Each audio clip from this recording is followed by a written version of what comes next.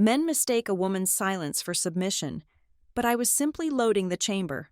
Declan threw the divorce papers at me, smirking as he held his 19-year-old mistress in the living room he believed was his. He told me she was better in every way and that he was keeping our $6 million lake house.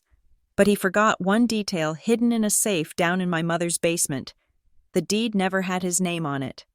My name is Avery Caldwell, and up until this afternoon, I believed that the foundation of my life was as solid as the reinforced concrete I used in my landscape architecture projects.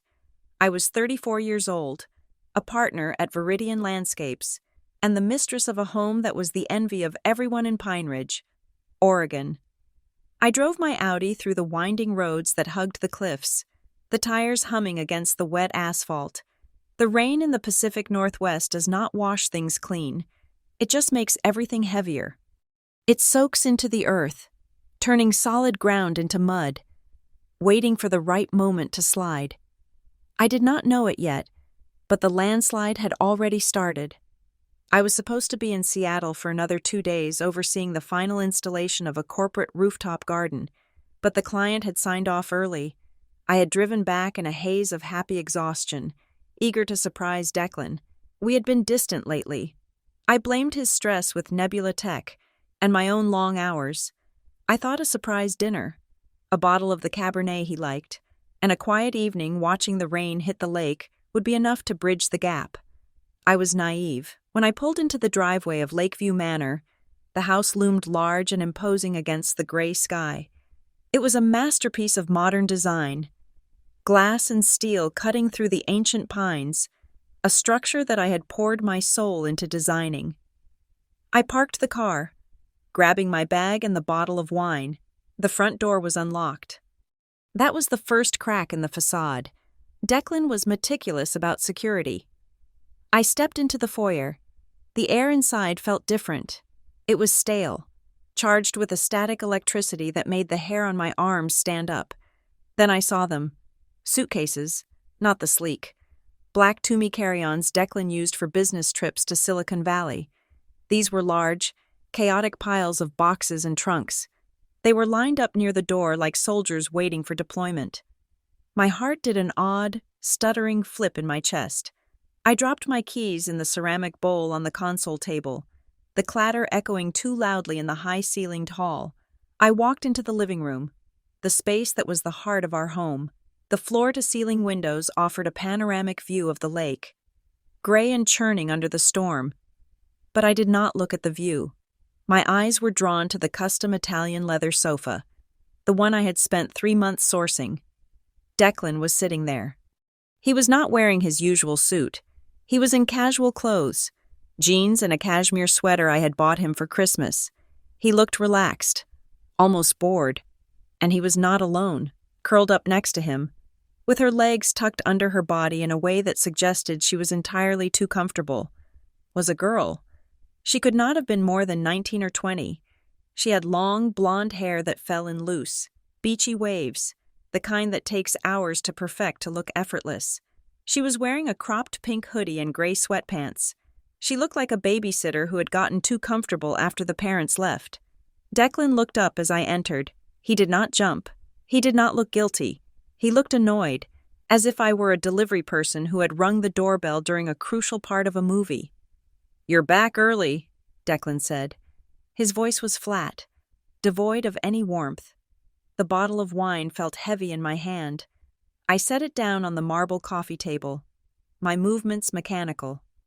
"I finished the project early," I said, my voice sounding strange to my own ears, thin and reedy. "Declan, whose bags are those? Who is this?"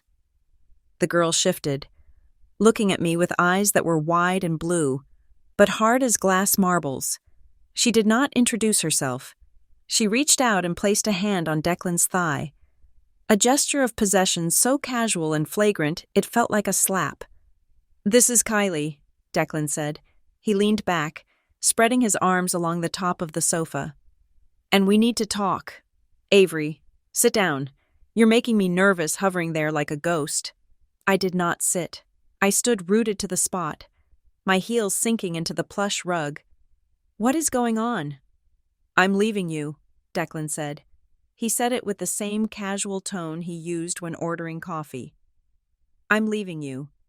3 words that dismantled a decade of my life. I filed the papers this morning, he continued, gesturing vaguely toward a manila envelope on the side table. It has been over for a long time, Avery. You know it, I know it. We are just going through the motions. Over? I whispered. We just booked a trip to Napa for next month. You kissed me goodbye 2 days ago. Habit, he said, waving a hand dismissively. It is just habit, but I can't do it anymore. Not since I met Kylie. He looked down at the girl, and his face transformed. The cold mask melted into a look of adoration that I hadn't seen directed at me in years. He stroked her hair, and she purred, actually purred, rubbing her cheek against his hand. How long? I asked. The question was a cliché. But in moments of trauma, we revert to the script.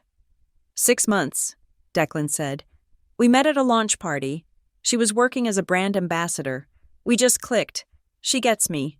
Avery. She really sees me. She is a child, I snapped, the anger finally sparking through the shock. Declan, she looks like she should be in high school. Kylie giggled. It was a high, tinkling sound that grated on my nerves. I am 19, she said, her voice sugary sweet, but laced with venom. And age is just a number. Right, baby? Besides, at least I don't look like I'm tired all the time.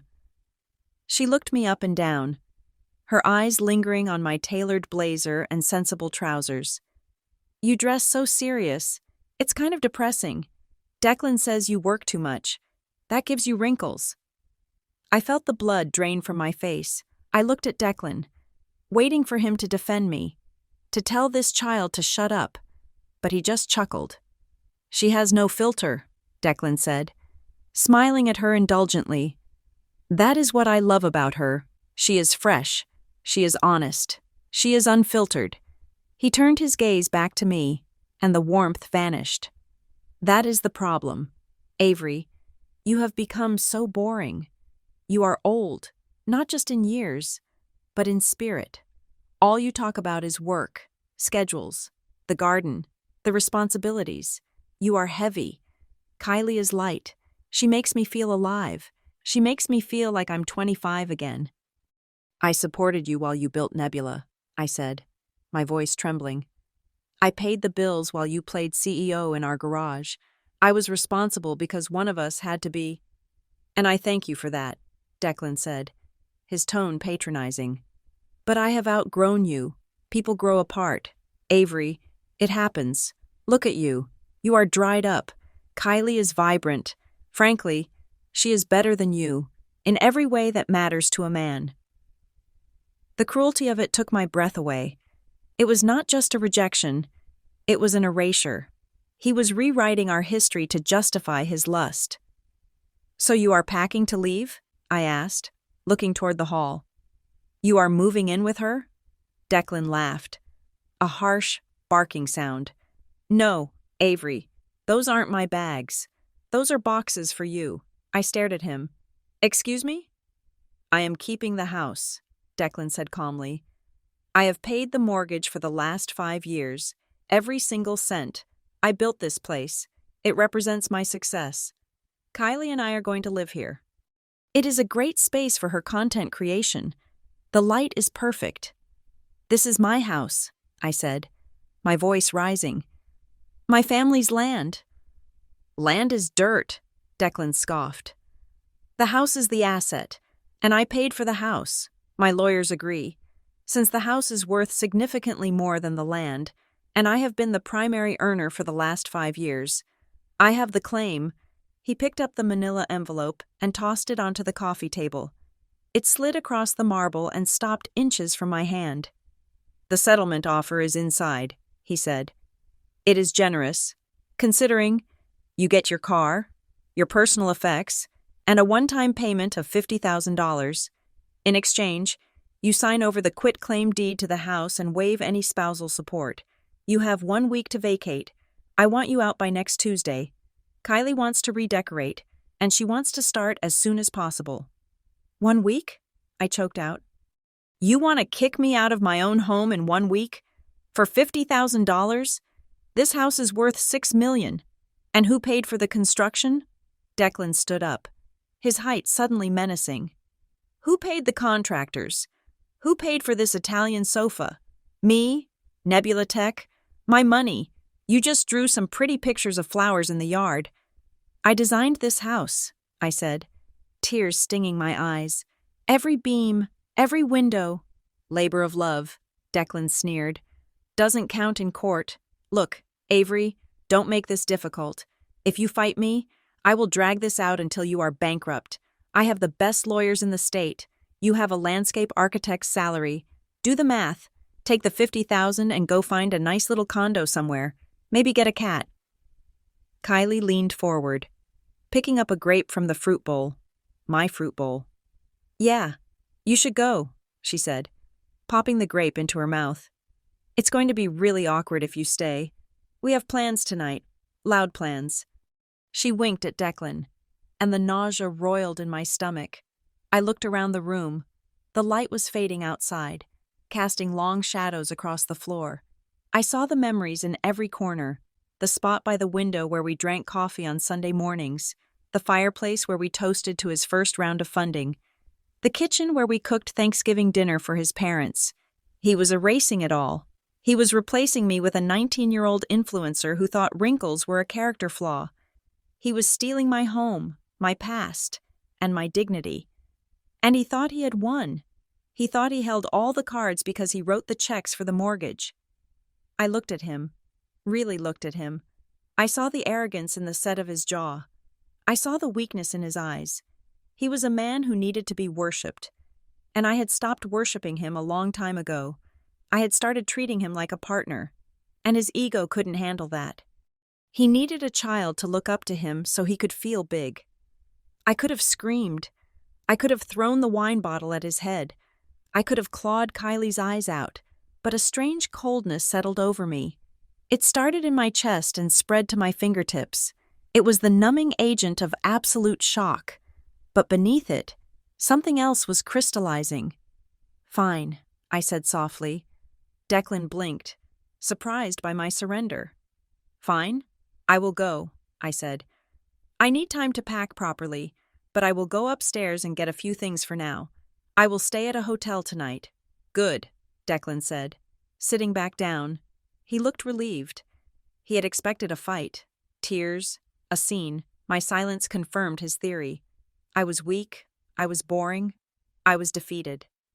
Leave the keys on the counter when you go. I turned and walked out of the living room.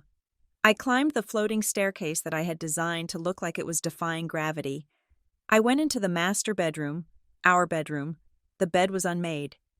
I did not want to know why. I grabbed a small overnight bag from the closet. I packed blindly. Underwear, a toothbrush, a change of clothes. I did not take the jewelry he gave me. I did not take the photos. I felt like a refugee in my own life. When I walked back downstairs, I could hear them laughing in the living room. The sound of a champagne cork popping echoed through the house. He was drinking my vintage Dom Perignon, the one we were saving for our 10th anniversary. I walked to the front door. I put my hand on the brass handle, the metal cold against my palm. I paused. I turned one last time to look at the living room. They were too busy toasting to their victory to notice me. My eyes drifted past them, past the $6 million view, past the Italian leather sofa. My gaze landed on the massive stone fireplace that dominated the north wall. It was built from river stones I had hand-selected from the quarry 3 towns over. I looked at the third stone from the bottom on the left side. It looked identical to the others, rough-hewn and gray, but I knew the mortar around it was fake. I knew that if you pressed on the top right corner, it would slide loose, and I knew what was inside the small, dark cavity behind it. Declan thought he owned the world because he paid the monthly bills. He thought he was the king of Lakeview Manor. He had forgotten where the land came from. He had forgotten who the ground beneath his feet actually belonged to. He called me boring. He called me old. He said she was better. I tightened my grip on my bag. I opened the door and stepped out into the rain. The water soaked me instantly, but I didn't feel the cold. I felt the heat of the secret burning in my mind. Let him have his champagne. Let him have his night of victory. I would not only keep the house, I would let him finish building his own prison first. I closed the door softly behind me, the sound barely audible over the thunder rolling across the valley. The guest bedroom in Morgan's apartment smelled of lemon furniture polish and the distinct, dusty scent of old law books.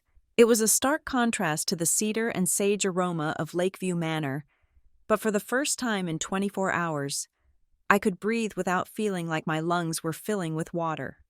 Morgan, my best friend since our undergraduate days at Berkeley, and arguably the sharpest divorce attorney in the state, sat across from me on the edge of the bed.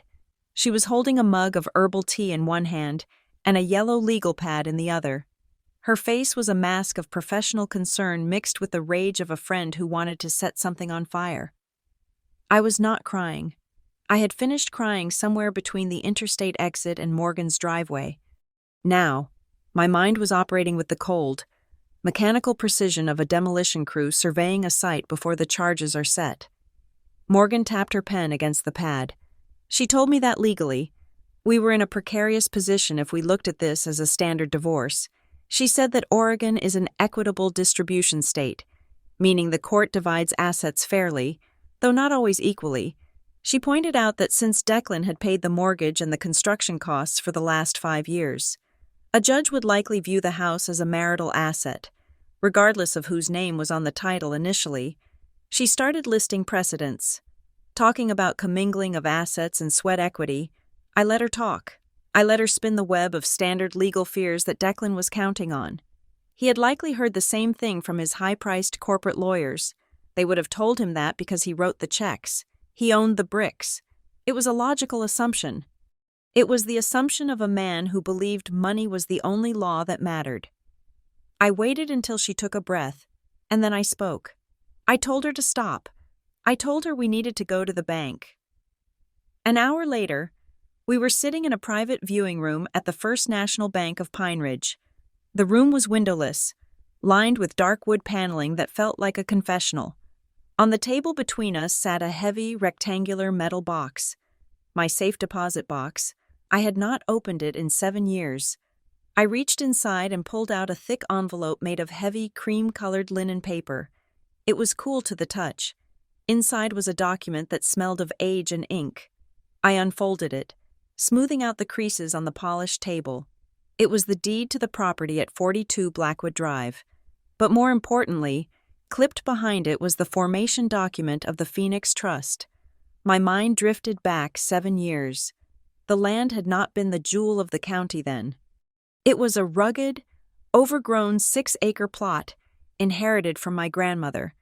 There had been a rotting cabin on the bluff, infested with raccoons and smelling of mildew. The real estate agents had called it a teardown. Developers had circled it like sharks, offering me cash for the dirt so they could subdivide it into 4 tacky McMansions. I had refused. I wanted to build something real there. My father, a retired appellate court judge with eyes that had seen every variation of human greed, had sat me down in his study a month before the wedding. The room was filled with the smoke of his pipe and the weight of his wisdom. He told me that he liked Declan. He said Declan was ambitious and driven, but then he looked at me over the rim of his spectacles and said that ambition often eats gratitude for breakfast. He insisted I put the land into a trust. He called it the Phoenix Trust. He explained that by doing this, the land would never be Avery Caldwell's property directly. It would belong to the entity, and as the beneficiary, I would control it, but it would remain legally distinct from my marital assets. I remembered the day Declan signed the prenuptial agreement. We were in a rushed lunch meeting at a bistro downtown. He was in the middle of a seed round for Nebula Tech. His phone was buzzing incessantly on the table. He was 28, handsome, and vibrating with the energy of a man who knows he's about to become rich. He had barely glanced at the papers. He had flipped to the back page, pen hovering. I remembered asking him if he wanted to read the section on the land. I remembered his laugh. He had said that he did not care about that pile of dirt and rotting wood. He said he was going to build an empire, not a cabin. He signed his name with a flourish, Declan A. Thorne, and went back to texting his lead developer. In that document, in clear black and white, it stated that any property held by the Phoenix Trust, and any improvements made upon said property, would remain the sole property of the trust unless a separate written agreement was executed to transfer ownership. Declan, in his arrogance, had assumed that the act of paying for the construction of the new house automatically transferred ownership to him. He assumed that because he poured concrete and erected steel. The land would bow to his wallet. He was a tech genius, but he was a legal novice.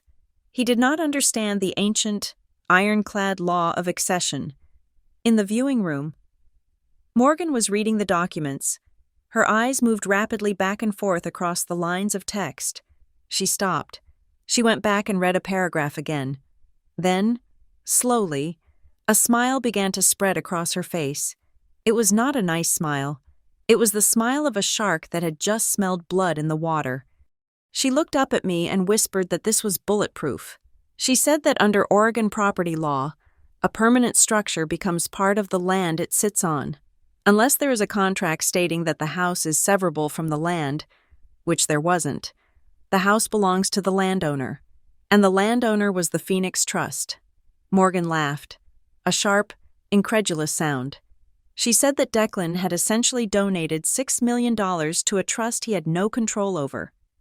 He was a tenant who had paid for his own renovations.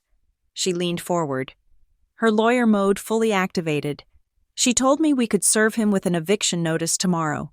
We could have the sheriff throw him and his teenage girlfriend out on the street by the weekend. We could lock the doors, and he would not be able to take a single light bulb with him. I looked down at the deed. I traced the signature of my grandmother at the bottom. I thought about Declan's face when he told me I was boring. I thought about Kylie eating my grapes and telling me to get a cat. I thought about the way he had dismissed my career, my passion, and my contribution to his life as if I were nothing more than a housekeeper he had outgrown. If I kicked him out now, he would be furious. He would sue. He would try to claim unjust enrichment. He would argue that he improved the value of the property and was entitled to restitution. It would be a messy, year-long court battle. He would have his money from Nebula Tech to fight me. He would still have his pride. He would still have Kylie looking at him like he was a god who was just temporarily inconvenienced by a crazy ex-wife.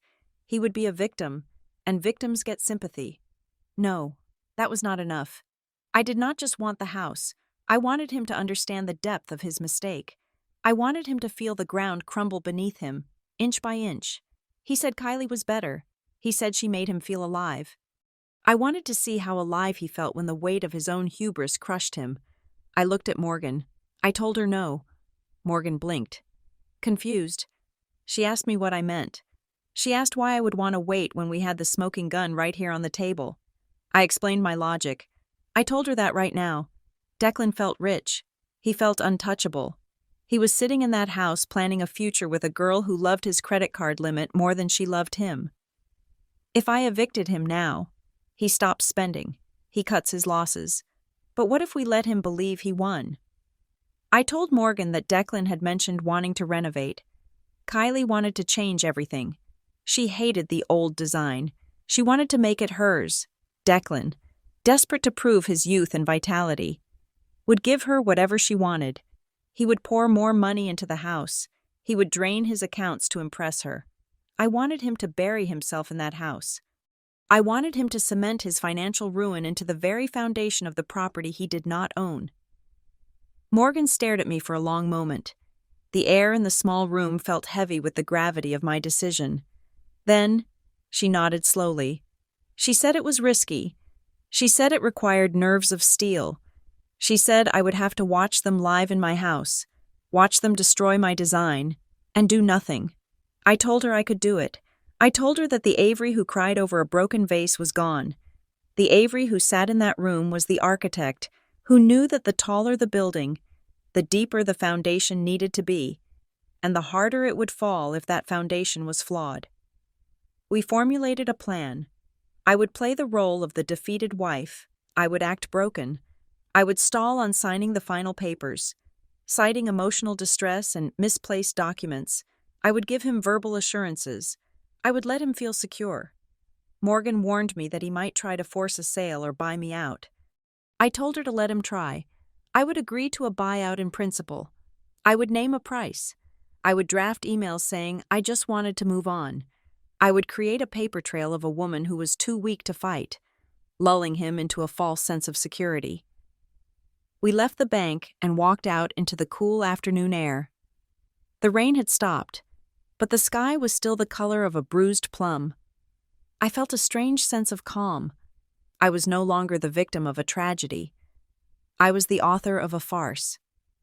Declan thought he was living in a romance novel where the hero gets the girl and the castle. He did not realize he was actually in a tragedy, and the final act had not even been written yet. I went back to Morgan's apartment and sat down at her kitchen island. I pulled out my phone. I had a notification from our home security system. Declan had revoked my access code. He thought he had locked me out. I opened my laptop and logged into the backdoor server I had set up during the installation. I was the architect, but I was also the project manager who had hired the security firm. I knew the system better than the technicians did. I bypassed his lockout in 30 seconds. The live feed from the living room popped up on my screen. There they were. Declan was popping another bottle of champagne. Kylie was standing on the coffee table, my Italian marble coffee table, dancing to some music I could not hear. She was wearing one of my silk robes. A pang of sharp, hot pain shot through my chest, but I pushed it down. I watched them. I watched Declan laugh and throw his head back.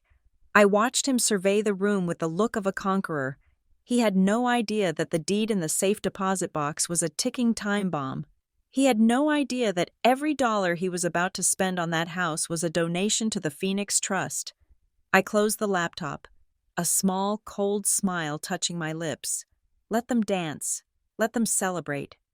The music was going to stop eventually, and when it did, I would be the only one left with a chair. I parked my car at the bottom of the driveway 2 days later. I had spent the last 48 hours rehearsing in front of Morgan's bathroom mirror. I had practiced the slump of the shoulders, the tremor in the lower lip, and the way a woman looks when her entire world has been incinerated. I wore an oversized gray sweater that had seen better days and sweatpants that were intentionally unflattering. I scrubbed my face clean of any makeup, letting the dark circles from 2 sleepless nights stand out in stark relief. I needed to look like a ruin. Declan did not respect strength. He saw strength in women as a challenge, something to be broken or competed against. But he loved weakness. Weakness made him feel benevolent. It triggered his savior complex, the part of him that wanted to be the magnanimous king tossing coins to the beggars. If I wanted to trap him, I had to stop being his wife and start being his charity case. I walked up the stone path I had laid with my own hands 3 years ago. The front door was already open. Kylie was standing in the foyer. She was directing 2 movers who were hauling a massive, velvet pink sectional sofa into the house. My heart hammered against my ribs, not from grief, but from a cold, sharp rage. She was not just moving in. She was erasing me before the body was even cold. Declan appeared from the kitchen, holding a protein shake. When he saw me, he stopped. He took in my disheveled appearance, the red-rimmed eyes, the utter lack of dignity. His posture relaxed instantly. The defensive tension left his shoulders. He saw exactly what he wanted to see. A broken woman. "Avery," he said, his voice dropping an octave to that patronizing tone he used when explaining technology to his mother. "I did not expect you back so soon. I thought you were staying with Morgan." "I am," I said, my voice barely a whisper. I let a sob catch in my throat. "I just needed to get some more clothes, and I wanted to talk. Please, Declan, just 5 minutes." Kylie rolled her eyes, making a show of checking her phone. "Make it quick," she said, snapping her gum. "We have a meeting with the interior designer at 4. "Kylie, give us a minute," Declan said, but he smiled at her when he said it. He turned back to me and gestured toward the kitchen. "Come in. You look terrible." Avery, have you eaten? I followed him into the kitchen. The granite countertops were covered in takeout containers and empty wine bottles. It was chaos. I sat on one of the bar stools, wrapping my arms around myself as if I were freezing. I can't eat, I said. I can't sleep. Declan, please, do we have to do this right now? Can't we just wait? Maybe go to counseling? I can change. I can be less focused on work. Declan sighed, leaning against the island. He looked at me with pity. Avery, we have been over this. It is not about you changing. It is about what I need. I have evolved. I need someone who matches my energy now. You are holding on to the past. But the house, I whimpered, looking around. We built this. I picked out this stone. I designed the light fixtures. It is just a house, Declan said, dismissing 6 years of my architectural labor with a wave of his hand. And honestly, it is a bit dated. It feels heavy. Kylie thinks it needs to be opened up. More modern, more youthful. I looked down at my hands to hide the flash of hatred in my eyes. I don't know if I can sign the papers yet, I said softly. The air in the room shifted. Declan stiffened. What do you mean? I can't find them, I lied. I looked everywhere. I think I left my copy of the deed and the prenup in the office archives. But I can't find the key, and the digital files my laptop crashed last week. I am just so scattered right now. Declan, my brain isn't working. We can get copies, Declan said, his voice hardening slightly. My lawyers can send them over today. I know, I sniffed, wiping my nose with my sleeve. But I need to read them. I need to understand what is happening to me. I am so confused. If you force me to sign right now, I might have a breakdown. Morgan says if I am under duress, the signature might not hold up in court anyway. That was the hook.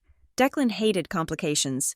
He hated anything that slowed down his momentum, and he terrified of the idea that I might drag this out publicly. Look, Declan said, stepping closer. I don't want to be the bad guy here. I want to help you land on your feet. How about this? I will buy out your share. I know I said $50,000 before, but let's make it $75,000. Cash. I will transfer it to you as soon as you sign the quitclaim. You can take a trip, go to Europe, find yourself. $75,000. The house was appraised at $6 million. He was offering me 1% of the value to walk away from my life. It was insulting. It was predatory. It was perfect.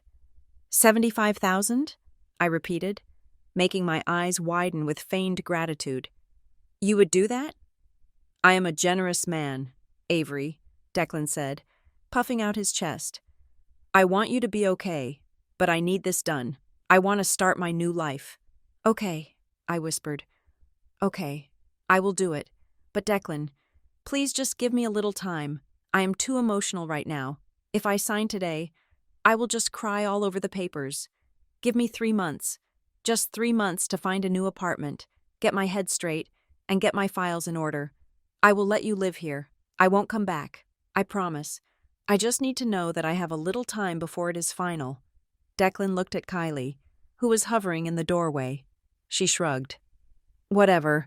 As long as she isn't here, I don't care, but she better not think she's coming back. Declan turned back to me. He did the math in his head. 3 months was nothing. He was already living here. He had the woman he wanted. He thought he had just negotiated a steal of a deal. He thought he was manipulating me into accepting pennies on the dollar. Fine, Declan said magnanimously. 3 months, but we shake on the $75,000 now, and you don't step foot on this property unless I invite you. Deal? Deal, I said, my voice trembling. Thank you. Declan, you are too good to me. He actually preened. He smiled, that charming, shark-like smile that had fooled investors for years. I know. Now, why don't you go upstairs and get your things? Kylie needs the closet space. I went upstairs. The master bedroom was already unrecognizable. My clothes had been pulled off the hangers and stuffed into black garbage bags that were piled in the corner. My vanity table, where I kept my grandmother's silver brush set, was covered in Kylie's makeup. Cheap, glittery palettes and sticky lip glosses. I did not scream. I did not throw things. I simply picked up the garbage bags. I was an architect. I knew that before you could build something new, you had to clear the site. These bags were just debris. As I carried the bags down the hallway, I stopped at the smart home hub mounted on the wall. It was a sleek glass panel that controlled everything from the temperature to the security cameras. I had installed it myself. I knew Declan had changed the main password, but he didn't know about the installer's diagnostic mode. Quickly, shielding the screen with my body, I tapped a sequence into the corner of the panel. The screen flickered. I entered a new admin route that bypassed the main user interface. I linked the camera feed to a secure, encrypted server that only I had access to. I disabled the notification sound that would alert him to a new login. It took 10 seconds. Now, I had eyes. I would see every dollar he spent. I would see every wall he knocked down. I would have a front row seat to the demolition of his own bank account. I walked down the stairs, dragging my life in plastic bags behind me. Declan and Kylie were in the living room. They didn't even look up. They were looking at a tablet, scrolling through furniture websites. "I hate that fireplace," I heard Kylie say. "It is so old. It looks like a lodge. Can we cover it in white marble? Or maybe mirror?" "Whatever you want." "Babe," Declan said, "we will rip it out. Cost is no object. I want you to be happy." I walked out the front door and closed it softly. As soon as I was in the car, the tears stopped. My spine straightened. I wiped the fake misery off my face and checked my reflection in the rearview mirror. My eyes were cold and clear. I drove back to Morgan's apartment, opened my laptop, and pulled up the live feed. The show had begun. Over the next 2 weeks, I watched. It was like watching a car crash in slow motion, except the car was made of money and the driver was blindfolded by lust. Kylie was not just an influencer, she was a locust. She consumed everything she touched. She decided that the open concept layout I had designed to maximize the natural light was too exposy. She wanted walls.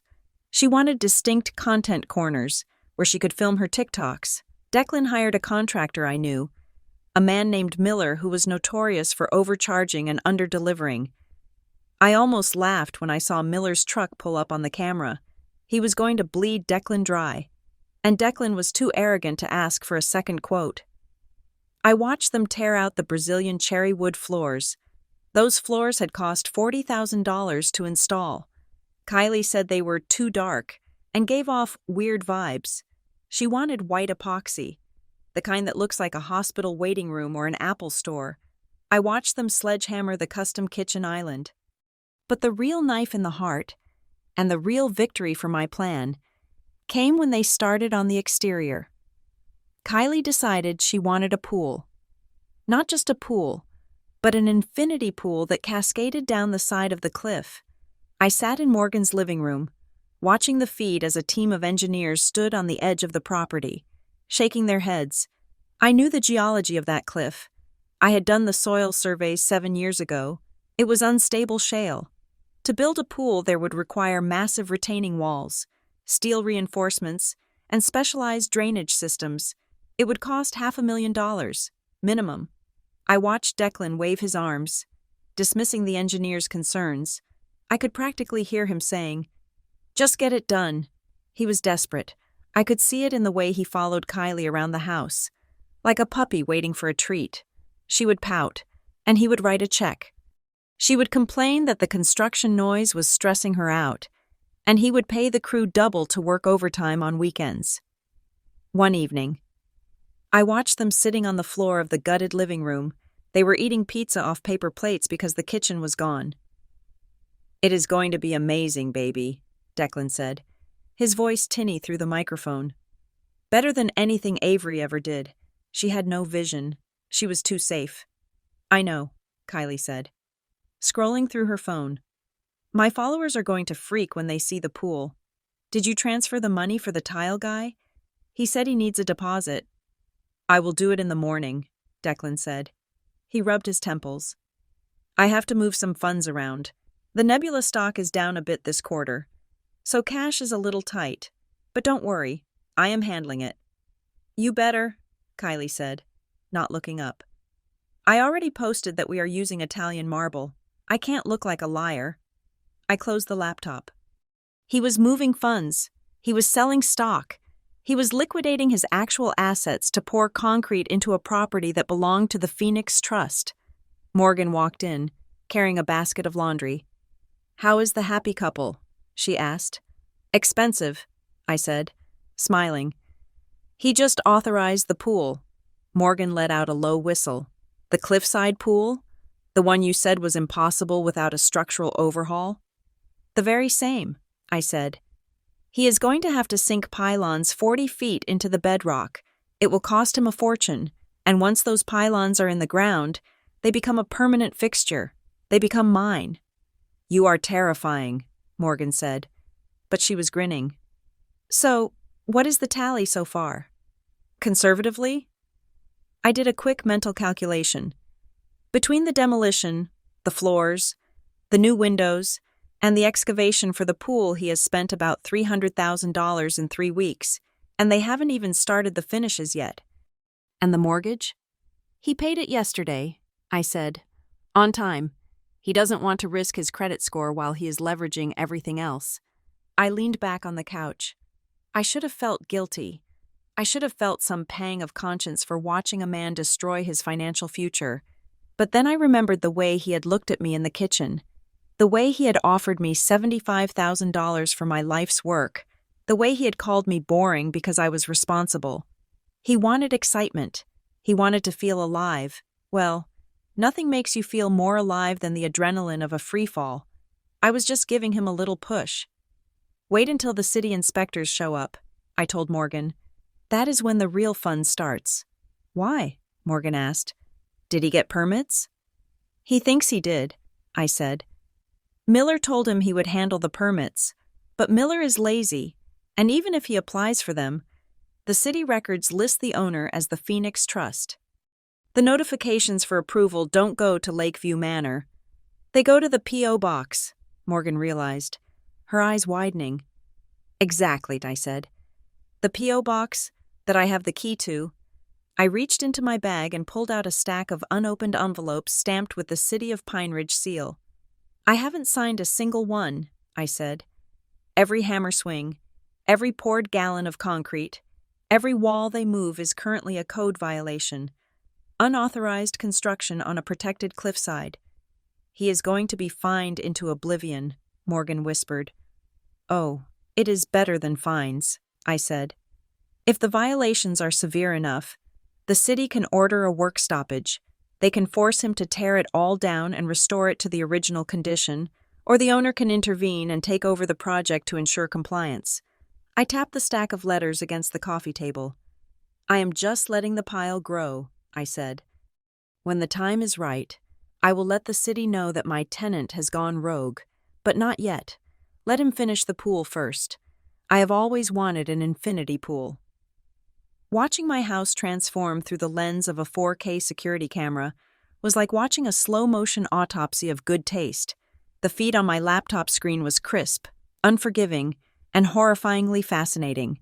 It had been 3 weeks since I had agreed to the buyout, and in that time, Kylie had unleashed a torrent of aesthetic violence upon Lakeview Manor that made me physically wince. The library was the first casualty.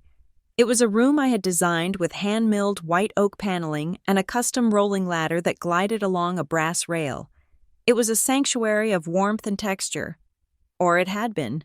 On a Tuesday morning, I watched 2 workers pry the oak panels off the walls with crowbars. The wood splintered with a sound I imagined was like bones breaking. In its place, Kylie had ordered the installation of high-gloss, black acrylic sheets. She wanted the room to look like a nightclub VIP section. She replaced my vintage brass sconces with neon LED strips that could change color via an app. Currently, the room was pulsing in a headache-inducing shade of magenta. She didn't stop there. The furniture delivery trucks arrived daily, replacing my curated mid-century modern pieces with items that looked like they belonged on the set of a reality show about people who yell at each other in restaurants. There were clear plastic ghost chairs that looked uncomfortable and cheap, faux fur beanbags, and a dining table made of glass and chrome that was so sharp it looked like a liability. The sheer waste was staggering. I saw them throw a $5,000 Persian rug into a dumpster because Kylie said the pattern made her dizzy. But while the visual destruction was painful, the financial hemorrhage behind it was where the real story lay. I had set up alerts for Declan's public financial movements, and through my access to the joint accounts we still technically shared, though he thought he had frozen me out, I could see the frantic shuffling of funds. Declan was bleeding cash. The initial renovation budget had been blown in the first 10 days. To keep up with the invoices, he had started liquidating his positions in Nebula Tech. It was a dangerous game. As the CEO, selling off large chunks of stock signaled a lack of confidence to the board and the shareholders. But Declan was arrogant. He believed that Lakeview Manor was going to be his masterpiece, an asset that would double in value once he and Kylie were done modernizing it. He convinced himself he was not spending money. He was investing it. He was investing in a sinking ship that he didn't even own. The neighborhood, however, was not as patient as I was. The quiet cul-de-sac of Blackwood Drive was populated by old money and retired professionals who valued their privacy above all else. Mrs. Gable, a retired neurosurgeon who lived next door, had been my mother's bridge partner. She had tolerated Declan when I was there to smooth things over, but she had zero patience for a 19-year-old influencer who thought Tuesday night was the perfect time for a poolside rave. Through the exterior cameras, I watched the parties. They started early and went late. Kylie invited hordes of people, other influencers, hangers-on, and people who looked like they were famous for being famous. The bass from the sound system shook the windows. Red plastic cups littered the lawn I had once meticulously landscaped with native ferns. My phone rang on a Thursday night. It was Mrs. Gable. "Avery," she clipped, her voice tight with irritation. "I know you are going through a difficult time, dear, but this is unacceptable. There are people shouting obscenities in your garden, and someone just threw a bottle into my koi pond. I am calling the police." "I am so sorry. Mrs. Gable," I said, putting on my most apologetic voice. "I am not staying there right now. Declan and I are separating. He has a guest staying with him. Please, do what you have to do. Call the police. Call the city. You have my full permission to file a formal complaint." "I certainly will," she huffed. I hung up and immediately logged into the city's municipal portal. I used a VPN to mask my IP address and filled out an anonymous code violation complaint. I didn't complain about the noise. I complained about the structural work. I cited the unpermitted removal of load-bearing walls and the excavation near the cliff edge without an environmental impact survey. Since I was the owner of record, the city would check the file, see no permits had been pulled by Avery Caldwell or the Phoenix Trust, and send an inspector. He arrived 2 days later. I was ready. I adjusted the audio sensitivity on the foyer camera to maximum. The inspector was a man named Mr. Henderson, a stickler for rules who had fined me once for a fence that was 2 inches too high. He knocked on the door with the heavy, authoritative rap of a man who enjoys his job a little too much. Declan opened the door. He was wearing a bathrobe, looking disheveled and annoyed. "Can I help you?" Declan asked, not bothering to hide his disdain. "City building inspector," Henderson said, flashing his badge. "We received a report of unpermitted structural renovations. I need to see the permits for the excavation in the backyard and the electrical work visible from the street." Declan laughed. It was a nervous, arrogant laugh. "Permits? My contractor handled all of that. Miller Construction?" "We have no record of permits pulled by Miller Construction for this address," Henderson said, flipping through his clipboard. "And the owner of record, the Phoenix Trust, has not signed any authorization forms." "I am the owner," Declan snapped. "I pay the mortgage. Look, buddy, this is a misunderstanding. My wife Avery handles the paperwork. She is out of town right now. She signed everything before she left. It must be lost in your system. I need to see the paperwork, sir, or I have to issue a stop work order immediately." I leaned closer to my screen. This was it. Declan looked over his shoulder. I could hear the grinding of the excavator in the backyard. Stopping now would cost him thousands in delay fees. He looked back at Henderson. His hand went into the pocket of his robe. "Look," Declan said, his voice dropping to a conspiratorial whisper. "We are both reasonable men. I know how the city bureaucracy works. Papers get lost. Things get stuck in outboxes." He pulled out a thick white envelope. I knew that envelope. He kept emergency cash in the kitchen drawer. There was at least $2,000 in there. "Why don't you take this for your administrative trouble?" Declan said, sliding the envelope toward Henderson's clipboard. "Go have a nice lunch. Double-check your files. I am sure you will find that authorization by Monday." Henderson looked at the envelope.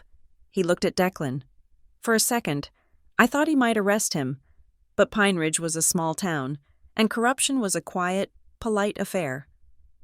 Henderson coughed, covered the envelope with his clipboard, and slid it into his jacket pocket. "I will double-check the archives," Henderson said, his voice void of emotion. "But have the physical copies ready by Monday, Mr. Thorne, or I shut you down." "Monday," Declan agreed, flashing a winning smile. "Absolutely." I hit the stop recording button on my screen. My heart was racing. Bribery. He had just bribed a municipal official. That was a felony. If the civil case for the house wasn't enough, I now had criminal leverage. He hadn't just dug a financial hole, he had dug a legal grave. But the stress was starting to show. Later that evening, the cameras caught the cracks in the romance. Declan was sitting at the glass dining table, staring at his laptop. His hair was messy, and he was rubbing his face aggressively. Kylie walked in, holding up her phone. "Babe," she whined, "the lighting in the master bath is still terrible. It makes me look yellow. I told Miller to switch to the daylight bulbs, and he said he needs another approval for the fixtures. It is like another $4,000. $4,000?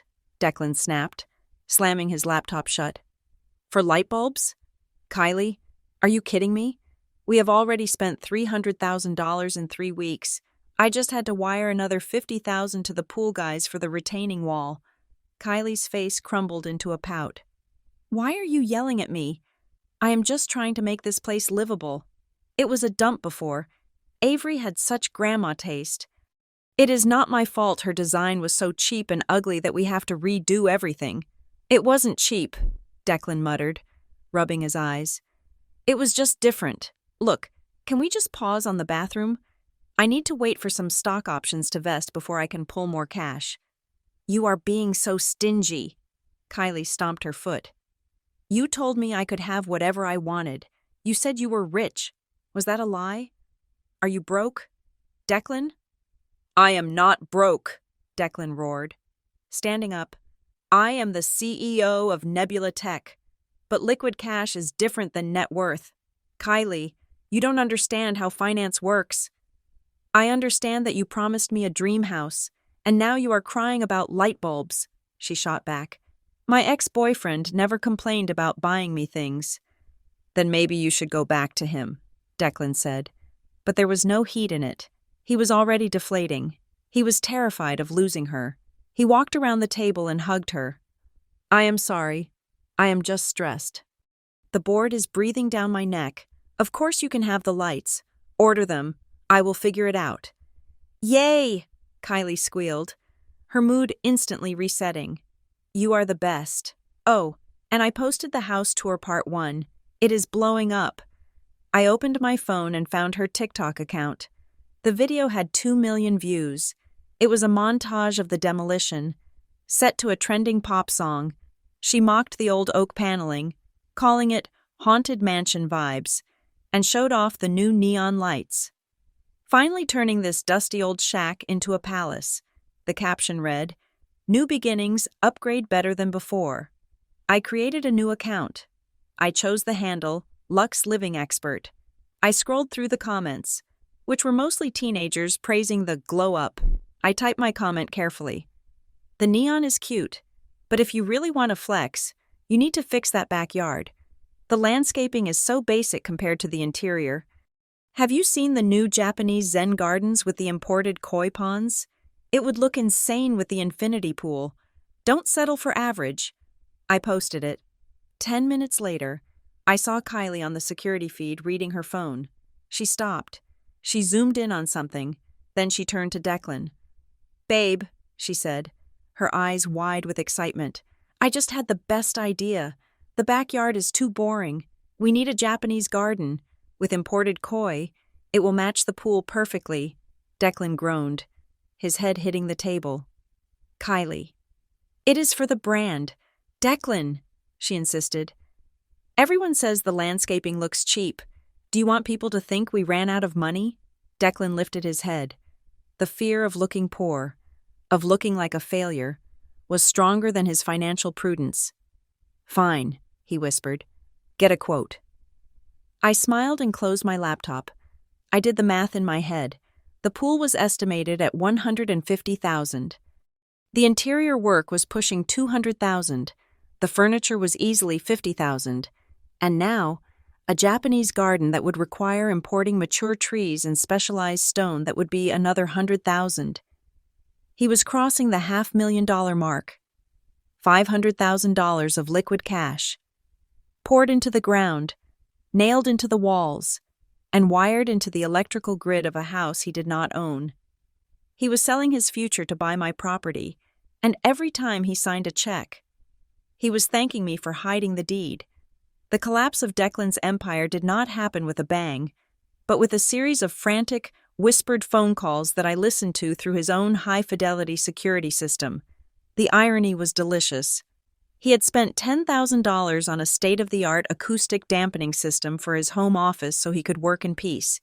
But he had forgotten that the microphones for the security feed were embedded in the smoke detectors, not the walls.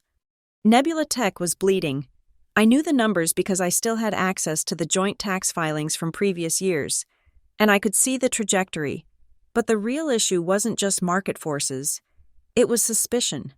Declan had liquidated nearly 15% of his personal stock in the last month to pay for the marble floors, the infinity pool, and the Japanese Zen garden. When a CEO starts dumping stock in the middle of a quarter, shareholders get nervous. When that same CEO is seen on social media throwing lavish parties while the stock price dips, shareholders get litigious. I sat in a coffee shop 3 blocks from my office, headphones in, listening to the feed. "I am not embezzling," Declan was screaming into his phone. He was pacing the length of the master bedroom, kicking at a pile of Kylie's laundry. "I am reallocating personal assets. It is my money. I built this company. Do not talk to me about fiduciary duty. Marcus, I am the fiduciary duty." He slammed the phone down onto the bed. He looked haggard. The stress was eating him alive. He needed cash, and he needed it immediately to cover the margin calls and the construction invoices that were piling up like snowdrifts. That was when the idea of the mortgage hit him. I saw it dawn on his face. He stopped pacing. He looked around the room. He realized he was standing inside a $6 million asset, or rather, an asset he believed was his. He picked up the phone again and dialed a number I recognized. It was the private client line at his bank. "Yes, this is Declan Thorne. I want to open a line of credit, a home equity line, against the Lakeview Manor property. Yes, the appraisal as well. With the new renovations, it should be close to $7 million.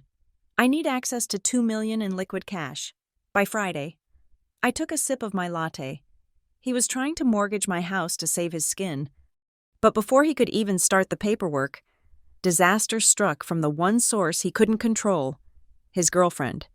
Kylie was bored. The construction noise was too loud for her to nap, so she had decided to do a "Get Ready With Me" live stream on TikTok in the hallway outside the office. She had set up her ring light and was happily chatting to her followers about a new contouring stick. "So, you draw a line here to snatch the jawline," she was saying to her phone. Unaware that the door behind her was slightly ajar, inside the office, Declan was on a video call with his entire executive team. He was losing it. "You are all incompetent!" Declan's voice roared through the open door, clear as a bell on Kylie's stream. "I don't care about the labor laws. Fire the whole dev team if you have to. I want those numbers up. If anyone leaks this to the press, I will ruin them. Do you hear me? I will bury you." Kylie froze, her contour stick hovering over her cheek. She looked at the camera, eyes wide. The comments section on her screen exploded. Is that the CEO of Nebula? Did he just say fire everyone? Wow. Toxic work environment alert. Someone clip this.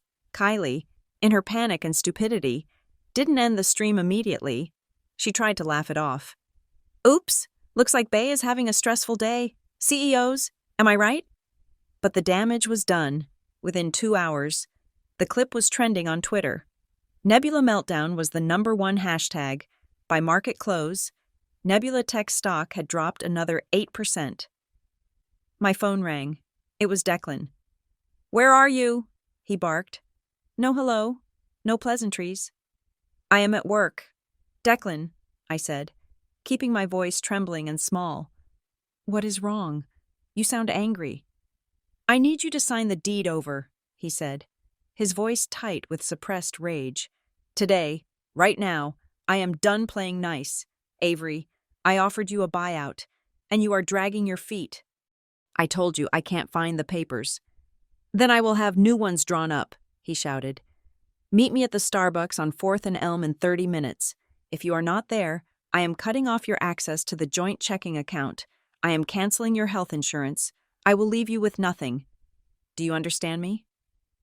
"Okay," I whispered, sounding terrified. "Okay, Declan, please don't hurt me. I will be there." I hung up and immediately called Morgan. "It is time," I said. "Print the document. The bait is ready." 30 minutes later, I walked into the Starbucks. Declan was already there, sitting in a corner booth. He looked like a man who hadn't slept in a week. His eyes were bloodshot, and he was vibrating with caffeine and adrenaline. He had a stack of legal documents in front of him. I approached the table slowly, hugging my purse to my chest. I sat down opposite him. "Here," he said, shoving a document toward me. "Quitclaim deed. Sign it, and the spousal waiver. Sign that too." I looked at the papers. Then I reached into my bag and pulled out a single, crisp document that Morgan had drafted that morning. "I can't sign those yet. Declan," I said, my voice shaking. "I talked to my therapist. She said I need closure, and I talked to a lawyer friend just to ask about the taxes." "Lawyer?" Declan's head snapped up. "I told you not to get lawyers involved. We have a deal." "We do," I said quickly, raising my hands in surrender. "We do, but she said that if I sign the deed over now, before the divorce is final, the IRS might view it as a gift and tax us 40%. Do you want to pay 40% in taxes?" Declan hesitated. The mention of losing more money made him pause. 40%? That is what she said, but she gave me a solution. I slid Morgan's document across the table. It was titled, "Interim Agreement for Exclusive Residence and Renovation Authorization." "What is this?" Declan asked, scanning the page suspiciously. "It is a permission slip," I explained, lying through my teeth. "It legally grants you exclusive right to live in the house and make any changes you want. It says that I, the current title holder, give you full permission to renovate, and it protects you. It says that I cannot sue you for damaging the property during construction." I pointed to a specific paragraph. "See? Clause 4. The occupant, that is you, agrees to fund all renovations and improvements. In exchange, the owner, that is me, waives all rights to approve or deny design choices. It basically lets you do whatever you want without me interfering until we can sign the final deed in 3 months, without the tax penalty." Declan read the clause. He saw the words, "Owner waives rights." He saw the words, "Occupant has exclusive control." What he did not read carefully was Clause 5, written in dense legalese. "All improvements, structural changes, and fixtures funded by the occupant are hereby classified as voluntary, non-reimbursable gifts to the fee, simple estate of the owner, and shall immediately accrete to the underlying real property." Translation: He was paying for my renovations. And he couldn't ask for a penny back. "Does this let me get the mortgage?" Declan asked, tapping the paper. "Yes," I lied. "My lawyer said the bank just needs proof that you have the right to improve the property. This proves it. Once you show them this, they know you are taking over." Declan looked at the clock. He was desperate. He needed that loan to cover the margin call on his stock. He didn't have time to send this to his legal team. He looked at me, the boring, submissive, terrified wife. He thought I was too stupid to trick him. He pulled a pen from his pocket and scribbled his signature at the bottom. "Fine," he said, shoving the paper back at me. "But in 3 months, you sign the real deed, or I destroy you." "I promise," I said, taking the document. "Thank you, Declan." He stormed out of the coffee shop without a backward glance. I watched him go, feeling the weight of the signed document in my hand. It was the nail in his coffin. 2 hours later, I was back at Morgan's, watching the security feed. Declan was in his home office, on speakerphone with the bank officer. "I sent you the agreement," Declan was yelling. "It says I have exclusive rights. It says I'm paying for everything." "Mr. Thorne, please calm down." The banker's voice was professional but firm. "I have reviewed the document. While it certainly grants you permission to reside there and renovate, it does not convey title. You are effectively a tenant with a very generous renovation budget." "I am not a tenant," Declan screamed, slamming his hand on the desk. "I am the husband. It is marital property." "The title search confirms the property is held by the Phoenix Trust," the banker continued. "The trust is the legal owner. You are not a trustee. We cannot issue a mortgage on a property you do not own. Regardless of what agreements you have with your wife, you need the deed, Mr. Thorne. Until the deed is transferred to your name, we cannot help you." "She said this would work," Declan shouted. "She lied to me." "I cannot speak to that, sir, but as it stands, your application is denied." The line went dead. Declan sat there, staring at the phone. He was shaking. He had no liquidity. His stock was tanking. His girlfriend was demanding expensive light fixtures, and the bank had just shut the door in his face. He picked up the phone and dialed my number. I let it go to voicemail. He called again, and again, finally. I answered on the 5th ring. "Hello?" "You played me," he screamed. "The bank said no. They said I need the deed. You knew this." "I didn't," I cried, putting on my best performance. "Declan, I swear, that lawyer told me it would work. It must be a mistake. It must be the bank being difficult. You know how they are with trusts. It is just bureaucracy." "I don't have time for bureaucracy," he roared. "I need $2 million by Friday." "I am sorry," I sobbed. "I am trying to help. Maybe there is another way. Can't you get a loan somewhere else? Somewhere that doesn't care about the deed?" Silence. I knew what he was thinking. I knew he was thinking about the darker corners of the financial world, the hard money lenders, the sharks who lent against future earnings, against cars, against watches, against the promise of a big payout down the line. "I will fix this," Declan said, his voice cold and deadly. "But you better pray that deed is ready in 3 months, Avery, or you will regret the day you met me." He hung up. I watched the screen. Declan opened a new browser tab. He typed in a search query: high interest, short-term business loans, same-day funding. He was going to the sharks.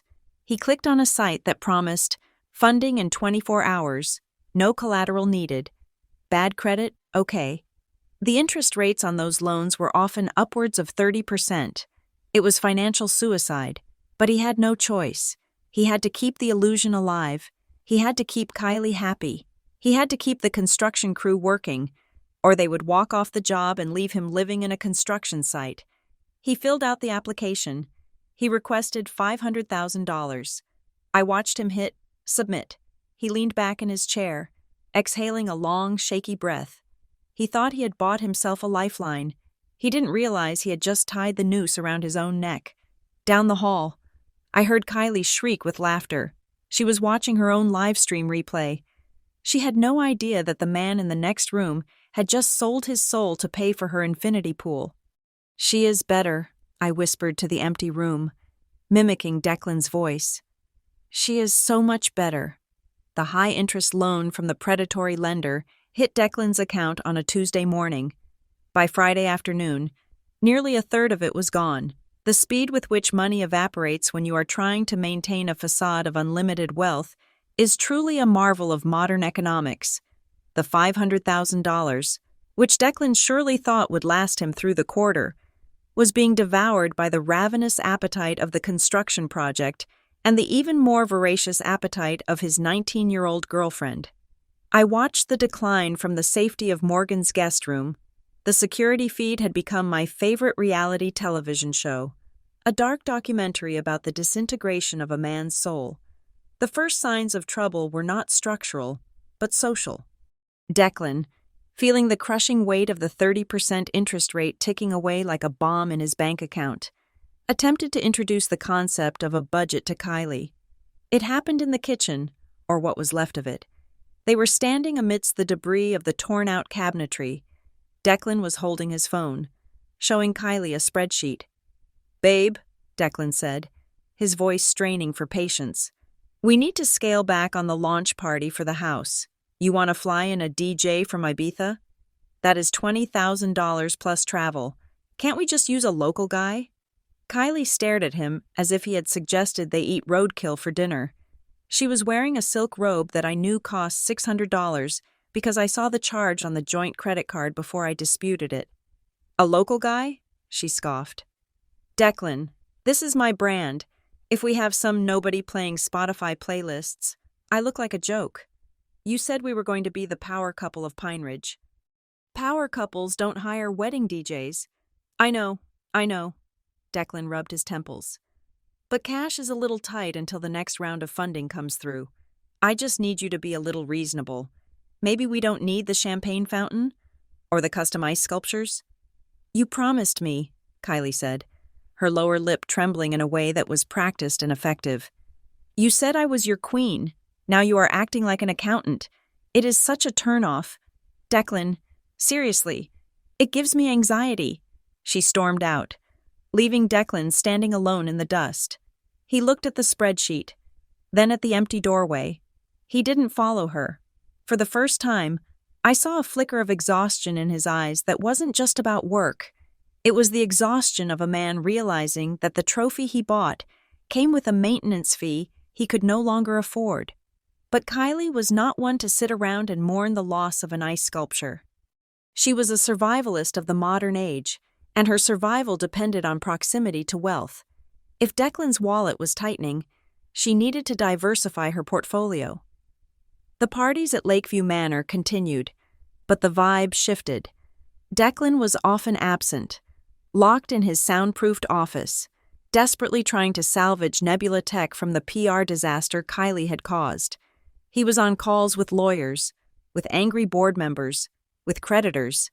Meanwhile, downstairs, the house was full of strangers, on a Saturday night. While Declan was screaming at his chief financial officer about liquidity ratios, Kylie was by the newly poured concrete shell of the infinity pool. She was not alone. I zoomed in on the camera feed. The boy with her was someone I recognized. His name was Julian Sterling. His father owned half the commercial real estate in Portland. Julian was 22, drove a McLaren, and had never worked a day in his life. He was everything Declan wanted to be, but without the effort.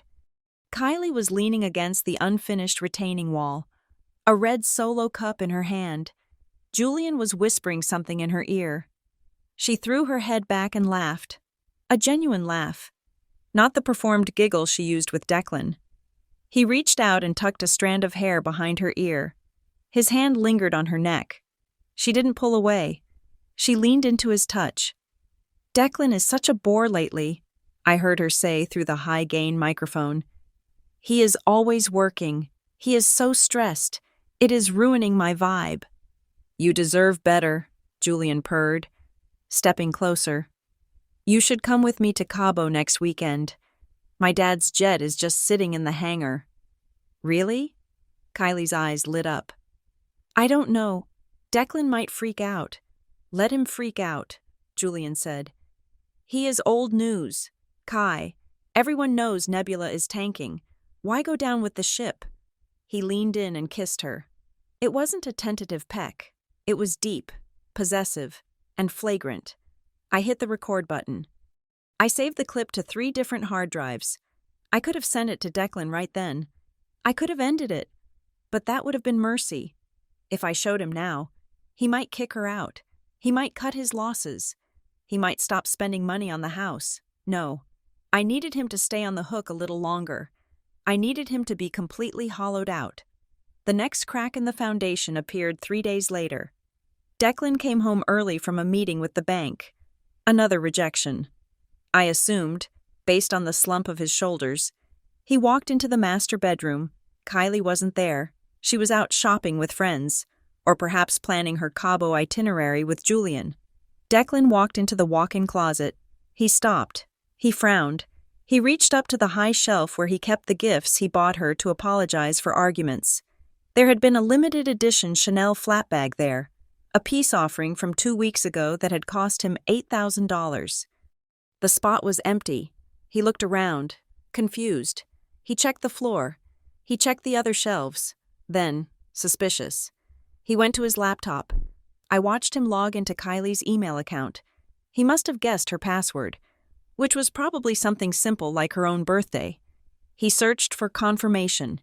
He found an email from a luxury consignment site. Your item, Chanel Classic Flat Bag, Black Caviar, has been sold. Payment of $6,500 has been initiated to your PayPal account. Declan stared at the screen. His face went pale, then red. She wasn't just cheating on him emotionally. She was liquidating his assets. She was selling his apologies for cash. When Kylie came home an hour later, swinging shopping bags from Sephora, Declan was waiting for her in the kitchen. Where's the bag? He asked, his voice low and dangerous. Kylie didn't even look up from her phone. What bag? The Chanel. The one I bought you when you were crying about the bathroom tile. Where is it? Oh, she shrugged, grabbing a water bottle from the fridge. I don't know. Somewhere. Why are you obsessing over my stuff?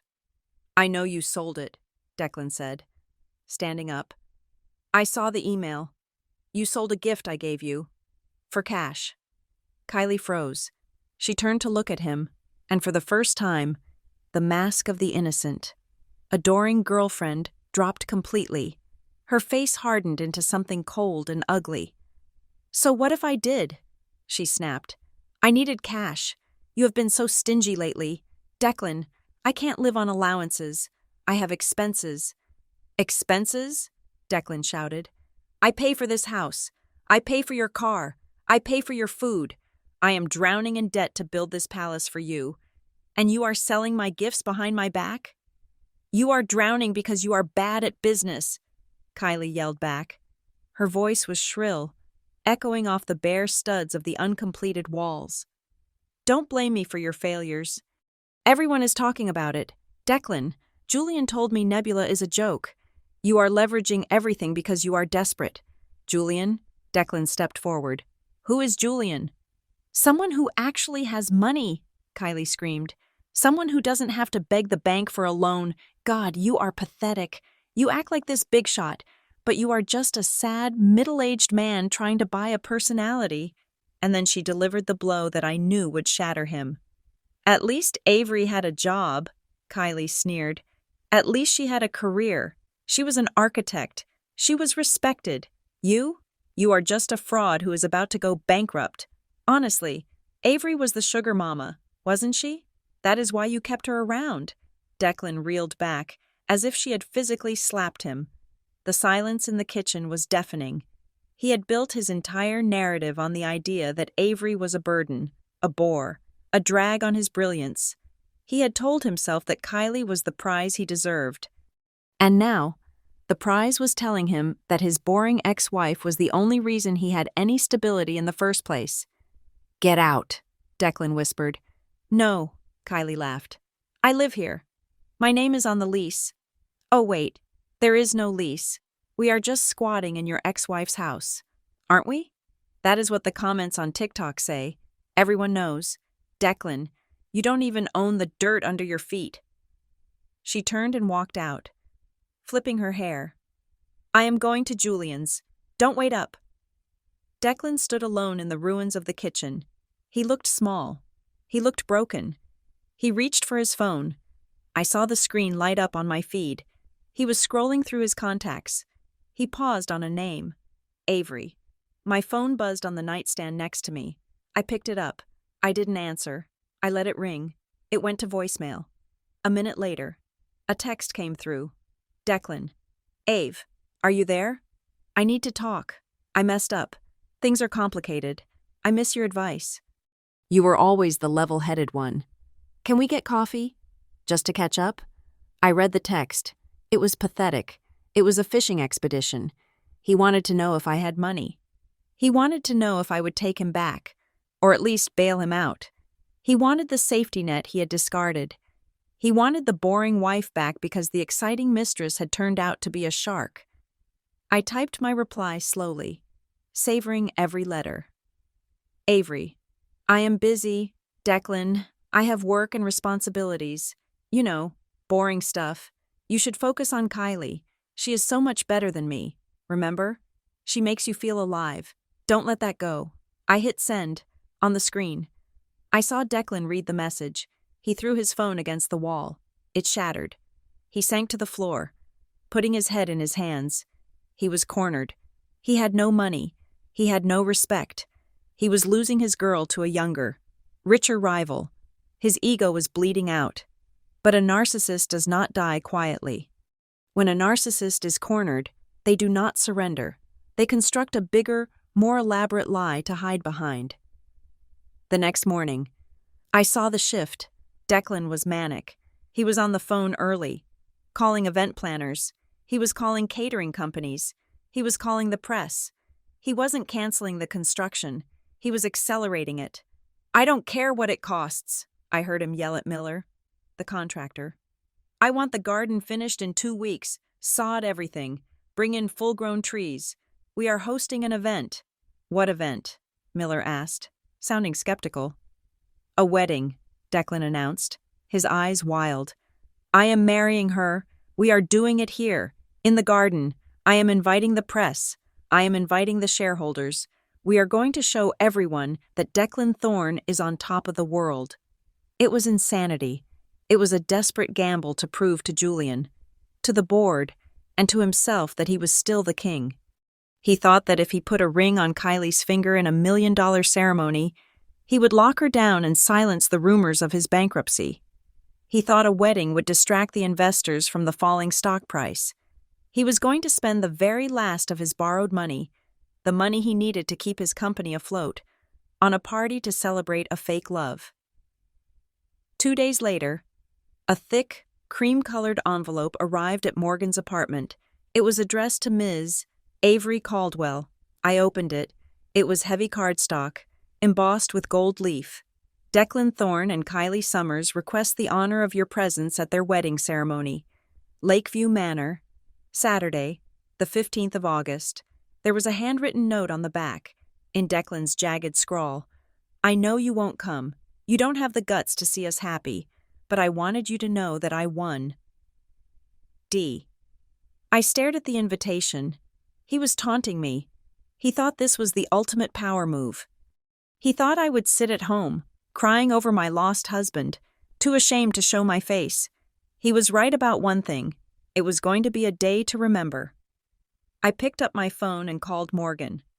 He sent the invite, I said. Are you going? Morgan asked. Oh, absolutely, I said, a smile spreading across my face. And I am bringing a +1. Who? The sheriff, I said, and a locksmith. The cream-colored envelope sat on Morgan's kitchen counter like a warrant for an execution. But I knew it was actually a confession. I ran my finger over the gold-embossed lettering of Declan and Kylie's names. It was heavy, expensive cardstock, the kind that costs $15 a pop. Inside, the calligraphy swirled with the arrogance of a man who believed he had successfully bluffed the world. He was inviting me to watch him marry his mistress in my garden. Standing next to the pool I owned, surrounded by flowers bought with money he did not have. I picked up my phone and dialed Morgan. She answered on the first ring, as if she had been waiting with her finger hovering over the button. "I got it," I said, my voice steady, cold, and devoid of the tremors that had plagued me weeks ago. "Is the date correct?" Morgan asked. "Saturday," I confirmed. 3 days from now. He's actually going through with it." "Then it is time," Morgan said. The shuffle of papers echoed in the background. "I have the writ of execution. I have the eviction notice drafted. I have the restraining order ready for signatures. Do you want to pull the trigger now, or wait until they cut the cake?" "Not the cake," I said, looking at the invite. "I want to do it when the eyes of the world are on him. He invited the press, Morgan. He invited his investors. He wants a show. I am going to give him a season finale." I hung up and went to my laptop. It was time to close the trap. I screenshotted the receipt for the $20,000 floral arch she had flashed on her Instagram story. I saved the video where she bragged about the custom-imported Italian marble dance floor that had cost $40,000.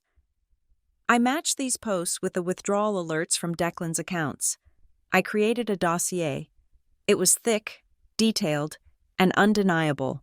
It proved that while Declan was telling his shareholders that Nebula Tech was undergoing strategic austerity measures, he was personally burning through cash at a rate of $50,000 a week. Then, I made the calls. I did not call Declan. I called the people who owned him. I used a burner phone and a voice modulator app.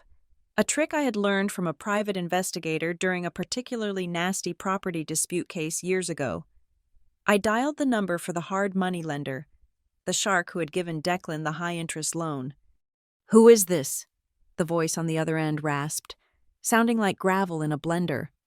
"A concerned party," I said. "You lent $500,000 to Declan Thorne last week. He told you it was for business expansion. You might want to know that he is currently spending your principal on a wedding for a teenager. If you want to see your money again, I suggest you attend the event at Lakeview Manor this Saturday. He's trying to impress investors, but he has no liquidity left." I hung up. Then I called the bank that held the original mortgage on the construction loan, the one Declan had been servicing but was now 3 days late on because he had prioritized the caterer. "This is an anonymous tip regarding the borrower Declan Thorne. He is currently engaging in unauthorized, unpermitted construction that significantly alters the structural integrity of the collateral. You might want to send a risk assessment officer to 42 Blackwood Drive on Saturday." I sent emails to the local gossip columns, attaching the photos of Kylie wearing the engagement ring that I knew for a fact was cubic zirconia because I had seen the charge for $200 on his secondary credit card. Not the $50,000 he claimed. I was lighting matches and flicking them into the pool of gasoline he had been standing in for months. The next day, I went shopping. For 10 years. I had dressed the way Declan wanted me to dress. Tasteful neutrals, beige, cream, soft gray. He said it was classy. He said bright colors were desperate. I had faded into the background of my own life, becoming part of the scenery, like the landscaping I designed. I walked into the most exclusive boutique in Portland. The sales associate looked at my jeans and oversized sweater with mild skepticism until I pulled out the black American Express card that was linked to my own private account, the one Declan didn't know existed. "I need a dress," I told her. "For a wedding." "My ex-husband's wedding." The associate's eyebrows shot up, and a slow, conspiratorial grin spread across her face. She locked the front door and turned the sign to closed. "Honey," she said, "we are going to find you something that is illegal in 3 states. We found it. It was red, not a polite, deep burgundy, and not a cheerful cherry. It was blood red, scarlet, the color of a warning sign, the color of war. It was silk, cut on the bias, with a neckline that plunged dangerously low and a back that was completely open. It fit like a second skin, hugging every curve I had hidden under sensible blazers for a decade. When I looked in the mirror, the woman staring back wasn't Avery the architect. She wasn't Avery the wife. She was Avery the storm. He is going to have a heart attack, the sales associate whispered. No, I said, smoothing the silk over my hip. He is going to wish he had one. Friday night, 24 hours before the wedding, I was sitting in Morgan's living room with a glass of wine, scrolling through TikTok. Kylie had posted a new video. She was wearing a white silk robe with Mrs. Thorne embroidered on the back in rhinestones. She was holding a glass of champagne, sitting in what used to be my reading nook. So, tomorrow is the big day, she squealed, blowing a kiss to the camera. I am so excited to marry my soulmate, and to all the haters keep hating. We are winning. She leaned closer to the camera, her voice dropping to a mock whisper. And by the way, we sent an invite to the ex-wife, just to be polite, but I heard she is too scared to come. She knows she can't compete with this. She gestured to herself in the house. So, Avery, if you are watching, stay home. Grandma, this is a VIP event. I took a sip of wine. The sheer audacity was almost impressive. My phone rang. The caller ID flashed. Eleanor Thorne. Declan's mother, the woman who had criticized my cooking, my career, and my inability to give her a grandchild for 6 years. She had always taken Declan's side, treating him like a golden god who could do no wrong. I answered, putting it on speaker so Morgan could hear. Hello, Eleanor. Avery, her voice was sharp, like breaking glass. I heard you received an invitation. I did. It was very thoughtful. Don't play games with me, Eleanor snapped. Declan told me he sent it as a joke. He didn't think you would actually have the gall to consider attending. I am calling to tell you to stay away. Why? I asked innocently. Don't you want the whole family together? You are not family anymore, she hissed. You are a bitter, dried-up anchor that held my son back. He is finally happy. He is finally with a woman who appreciates him. If you show up and make a scene, I will have security remove you. Do not ruin his day. Avery. He has worked too hard for this house and this life. I felt a cold laugh bubbling up in my chest. He has worked hard, hasn't he? He has spent a lot of money. Eleanor, a lot of money. That is none of your business, she retorted. Just stay away. We don't want your negative energy. We don't want you there. I understand, I said. But I have to come. Eleanor, I have a gift, a wedding gift that I think Declan really needs to see. We don't want your cheap gifts, she spat. Oh, it isn't cheap, I said, my voice dropping to a whisper.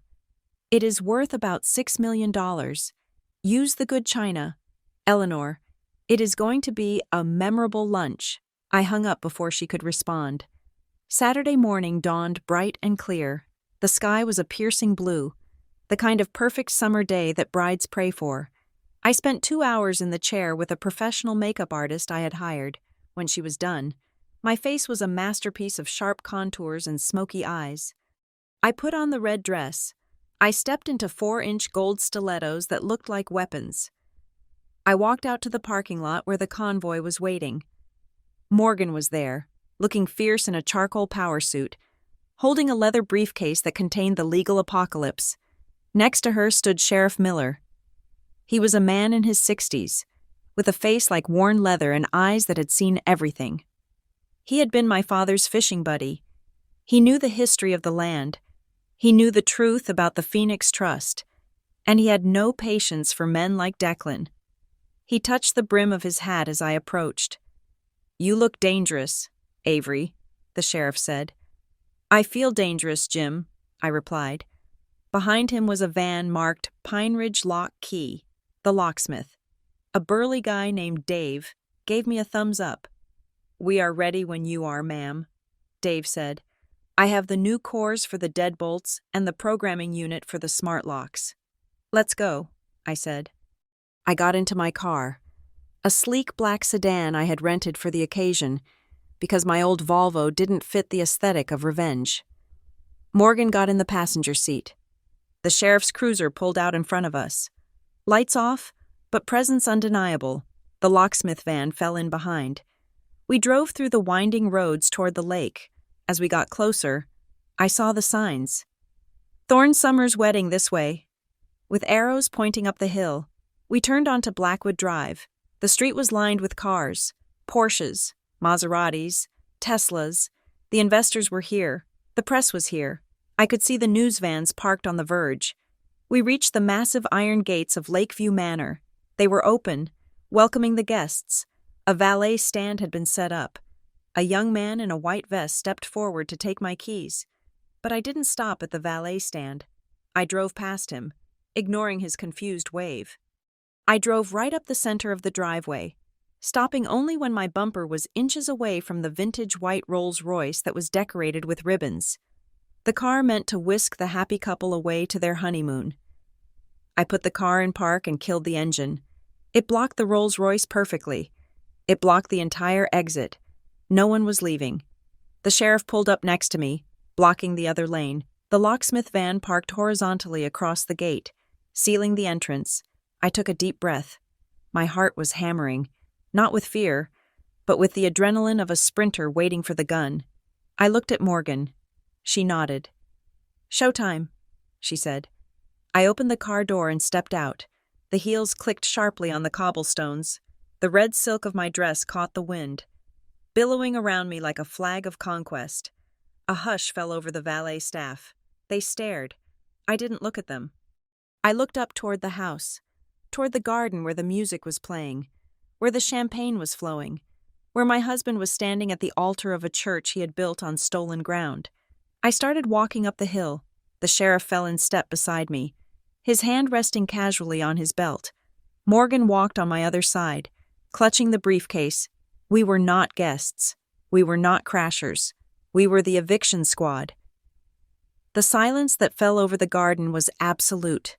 It was not the reverent silence of a church, but the shocked, suffocating vacuum of a room where a bomb has just been diffused, only to start ticking again.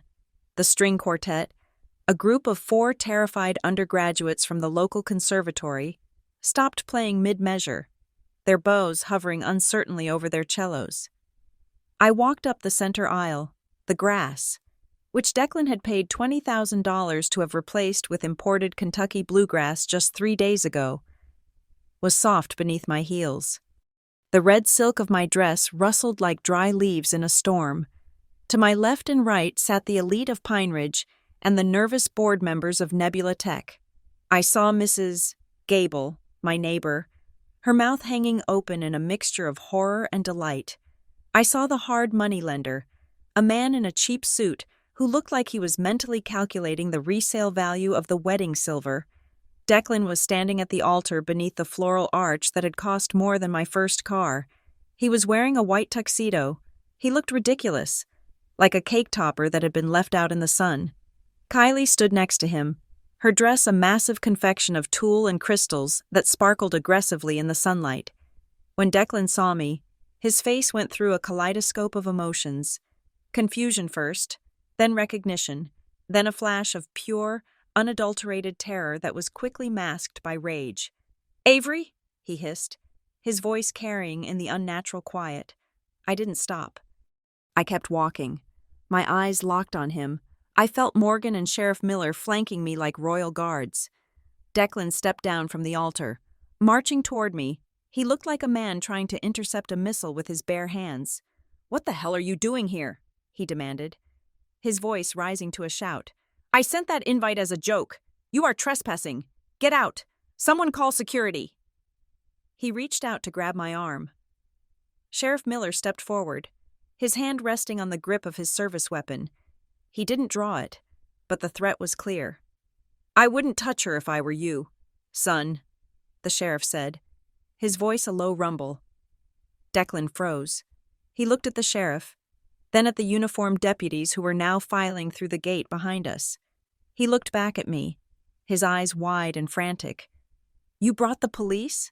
Declan laughed, a high, hysterical sound. "Because you are jealous? You are insane. Avery, you are so jealous that you are trying to ruin my wedding day? Look at you. You are wearing red to a wedding. You are pathetic." I smiled. It was a genuine smile. "I am not jealous. Declan, I am the landlord." I sidestepped him and walked up the 3 steps to the temporary stage that had been erected for the ceremony.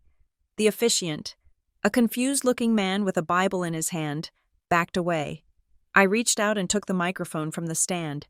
The feedback whined through the speakers, a sharp screech that made the guests wince. "Testing," I said. My voice boomed across the garden, echoing off the glass walls of the house I had designed. "Can everyone hear me? Good." I looked out at the sea of faces. "I apologize for the interruption," I said, my tone conversational, as if I were leading a homeowners association meeting. "I know you are all here to celebrate the union of my ex-husband and his assistant, but there has been a slight misunderstanding regarding the venue." "Shut up!" Declan screamed from the aisle. "Cut the mic! Someone cut the power!" "The power," I continued, ignoring him, "is billed to the Phoenix Trust, and as the sole trustee, I decide when the mic gets cut." I turned to look at Declan. He was red-faced, veins bulging in his neck. Kylie was standing frozen at the altar, clutching her bouquet of white orchids like a shield. "You have done a marvelous job with the renovations, Declan," I said, sweeping my hand toward the infinity pool and the Japanese garden. "The pool is exquisite, and the new marble patio? A lovely touch. It really adds value to the estate." "It is my estate," Declan roared, charging toward the stage again. "I paid for it. I put $1.2 million into this house in the last 3 months. I have the receipts. I have the bank statements." "Receipts are not deeds, Mr. Thorne." Morgan's voice cut through the air. Morgan stepped up to the microphone. She opened her leather briefcase and pulled out a single document. It was the interim agreement that Declan had signed in the Starbucks 3 weeks ago. "Ladies and gentlemen," Morgan announced, her lawyer voice projecting to the back row. "My name is Morgan Vance, attorney for Ms. Caldwell. The property you are standing on, 42 Blackwood Drive, is the sole property of the Phoenix Trust. The deed has never been transferred. Mr. Thorne has never held title." A murmur rippled through the crowd. I saw the investors exchanging worried glances. "That is a lie," Declan shouted. "I have a contract. She gave me exclusive rights. She signed it." "Yes," Morgan said, holding up the paper. "She signed this, and so did you. This is the interim agreement for exclusive residence and renovation authorization. Do you remember signing this, Declan, at the coffee shop, when you were desperate for a mortgage?" Declan stopped. He stared at the paper. "Read Clause 5, Morgan commanded. She didn't wait for him to read it. She read it for him. Clause 5. All improvements, structural changes, and fixtures funded by the occupant are hereby classified as voluntary, non-reimbursable gifts to the fee, simple estate of the owner, and shall immediately accrete to the underlying real property." Morgan lowered the paper. "In plain English," she said, looking directly at the investors, "Mr. Thorne has voluntarily donated over $1 million of his own capital, and likely some of yours, to improve a property he does not own. He has no claim to the house, he has no claim to the land, and as of this morning, his permission to reside here has been revoked." The silence was shattered by the sound of a glass breaking. One of the guests had dropped their champagne flute. Declan's face drained of color. He looked like a man who had just realized his parachute was actually a backpack full of rocks. He looked at the house. He looked at the pool. He looked at the garden. He realized that every check he had written, every wire transfer he had authorized, every stock he had sold, had been a deposit into my bank account. Not his. "No," he whispered. "No, that is entrapment. You tricked me." "I didn't trick you, Declan," I said, stepping back to the mic. "I gave you exactly what you wanted. You wanted to be the big man. You wanted to be the owner. You were so busy playing the part that you forgot to read the script." "I will sue you!" he shrieked, pointing a shaking finger at me. "I will sue you for everything you have." "With what money?" I asked softly. "You have no liquidity. You have no assets. You have a 30% interest loan from a shark standing in the 3rd row. And you have a company stock that is currently tanking because your fiancé live-streamed your meltdown. Declan reeled back. He looked at the shark in the third row. The man did not look happy. He looked like he was about to make a phone call to some very unpleasant associates. "But don't worry," I said, my voice dripping with faux sympathy. "You still have Kylie, isn't that right? You have true love. You have the woman who makes you feel alive, the woman who is better than me." I turned my gaze to Kylie. She was trembling. Her eyes were darting around the garden, looking for an exit. She realized the money was gone. She realized the house was gone. She realized she was standing next to a bankrupt man in a tuxedo. "She is better. Isn't she, Declan?" I asked. "She is younger. She is fresher. She doesn't nag you about bills." I reached into my pocket and pulled out my phone. I tapped the screen. Behind us, a massive projection screen had been set up for the reception. It was currently displaying a slideshow of Declan and Kylie's love story. Highly edited photos of them on vacations they couldn't afford. The image flickered.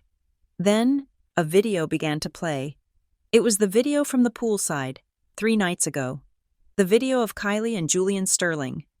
The audio was crystal clear.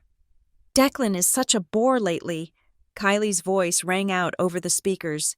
"He is always working. He is so stressed. It is ruining my vibe." The crowd gasped. Declan turned slowly to look at the screen. In the video, Julian Sterling pulled Kylie close. "He is old news. Kai, everyone knows Nebula is tanking. Why go down with the ship?" And then, the kiss. The long, passionate, undeniable kiss. The video cut to black. I looked at Declan. He was staring at the blank screen, his mouth opening and closing like a fish on a dock. He turned to look at Kylie. Kylie didn't look ashamed. She looked cornered, and like a cornered animal. She lashed out. "It is deep fake," she screamed, her voice shrill and desperate. "She edited it. It is AI. I never said that." "Oh, stop it," I said, tired of the noise. "Julian is standing right over there by the bar. Why don't we ask him?" All heads turned to the bar. Julian Sterling, the rich kid, was frozen with a drink in his hand. He looked at Kylie, then at Declan, and gave a nervous shrug. "Sorry, man," Julian called out. "She told me you guys had an open arrangement." Declan made a sound that was not human. It was a guttural roar of pure, animalistic pain. He turned on Kylie. "You," he choked out. "I sold my stock for you. I mortgaged my life for you. I bought you a $20,000 arch." "I didn't ask you to," Kylie yelled back, throwing her bouquet on the ground. "You did it because you are insecure. You wanted a trophy. Well, guess what? Trophies cost money, and you are broke. You ungrateful little—" Declan lunged at her, but Kylie was faster, and she was meaner. She sidestepped him and turned her rage toward the real source of her humiliation. Me. "You bitch!" Kylie shrieked. Her face was twisted into a mask of hatred.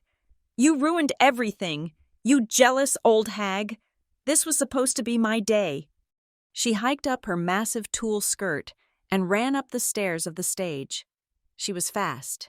She had manicured claws, and she was aiming for my eyes. "I will kill you," she screamed. I didn't flinch. I didn't move. I stood perfectly still in my red dress, watching her come. 2 feet before she reached me, a black blur intercepted her. One of the sheriff's deputies tackled her. It was a clean, professional takedown.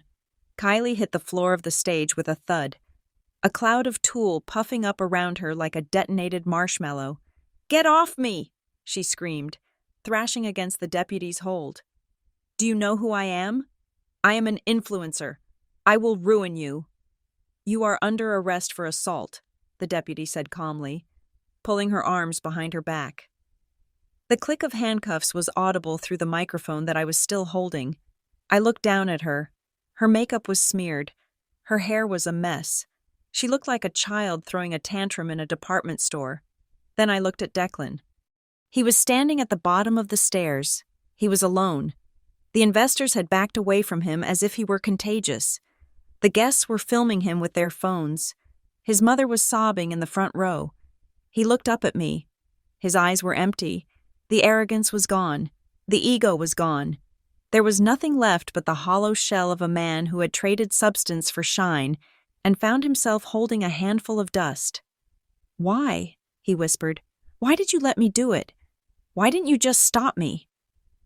I brought the microphone to my lips one last time. "Because, Declan," I said softly, my voice echoing through the ruins of his life.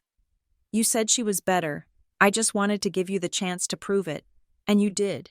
You proved exactly what she is worth. And you proved exactly what you are without me." I signaled to the locksmith. "Change the locks. Dave," I said into the mic. "The open house is over." I dropped the microphone. It hit the floor with a heavy thud, the sound signaling the end of the show. I turned my back on them, on the screaming girl in handcuffs, on the broken man in the white tuxedo, on the shocked crowd, and walked toward the house. Morgan fell in step beside me. "That," she whispered, "was worth every penny of the legal fees." "I know," I said.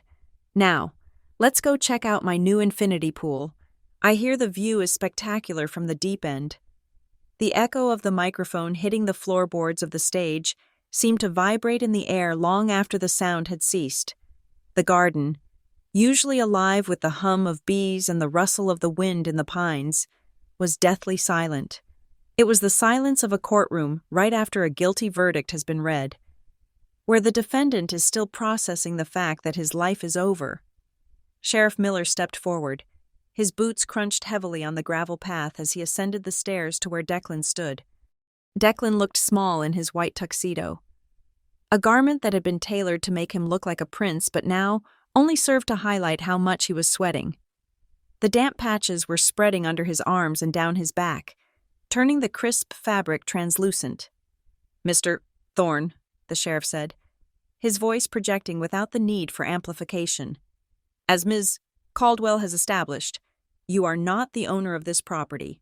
You are not a tenant. You have no lease. And since the legal owner has just revoked your permission to be here, your continued presence constitutes criminal trespass in the first degree." Declan blinked, his eyes darting from the sheriff to me. "Trespass? I live here. My clothes are in the closet. My toothbrush is in the bathroom." "That just means you are squatting, son," the sheriff said, resting his hand on his belt. "And in this county, we don't take kindly to squatters occupying private estates. You are effectively breaking and entering." The reality of the situation began to ripple outward from the stage to the audience, the guests, who had been frozen in a state of voyeuristic shock, suddenly remembered that they were associated with this disaster.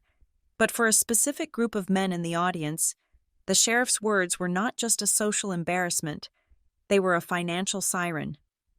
I watched from the side of the stage as the realization hit the hard money lender, the shark who had given Declan the predatory loan. He stood up from his chair in the third row. He was a thick-set man with a neck that disappeared into his collar. He did not look at the view or the flowers. He looked at Declan with the predatory focus of a wolf spotting a limping deer. "Hey!" the lender shouted, shoving past a bridesmaid. "You told me the house was collateral. You told me you owned the equity." Declan held up his hands, backing away. "Varga, listen, it is a misunderstanding. I can explain. The paperwork is just, you signed a lien against a property you don't own," Varga roared, advancing on the stage. "That is fraud, Thorne. That is grand larceny." Behind Varga, two men in suits who I recognized as representatives from Nebula Tech's board of directors stood up. They were whispering furiously into their phones. I knew exactly who they were calling. They were calling the SEC. They were calling their legal teams to freeze whatever assets Declan had left before the sharks got to them. Declan looked around, searching for an ally. He looked at his mother, Eleanor.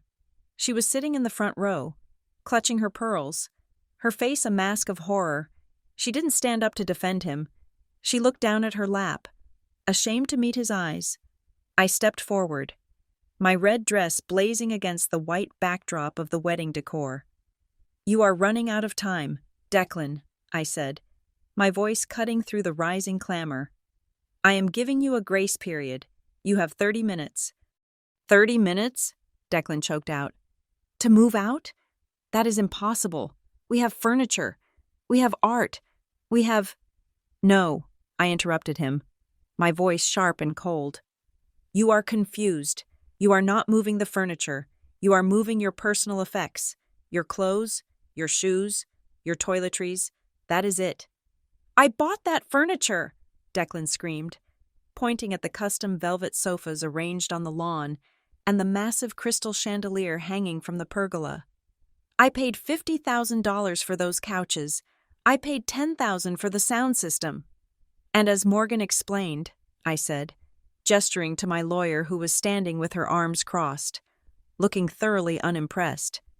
Anything attached to the property or purchased for the specific improvement of the estate under your gift agreement belongs to the Phoenix Trust.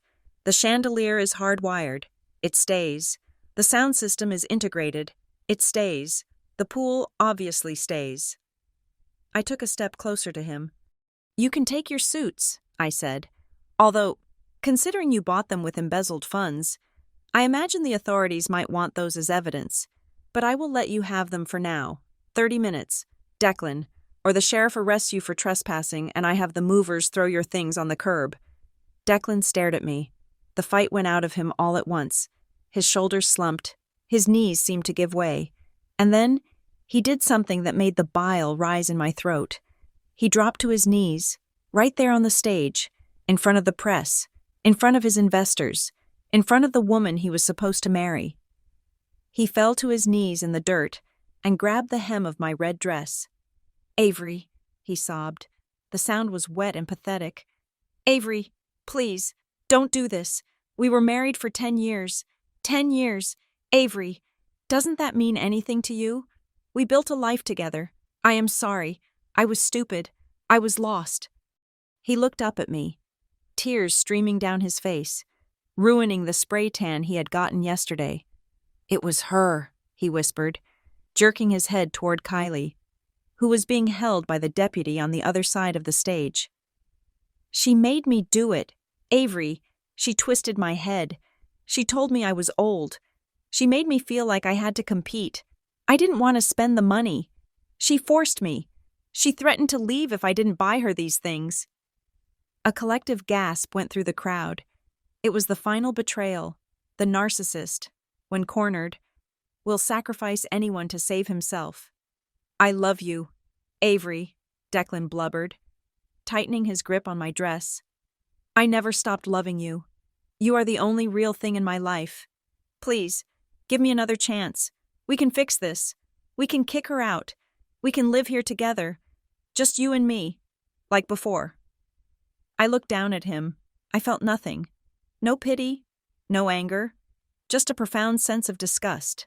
He was a worm in a tuxedo. Get your hands off my dress, I said quietly. It is silk. Avery, please, he wailed. From the other side of the stage, a shrill laugh cut through the air. Kylie had stopped struggling against the deputy.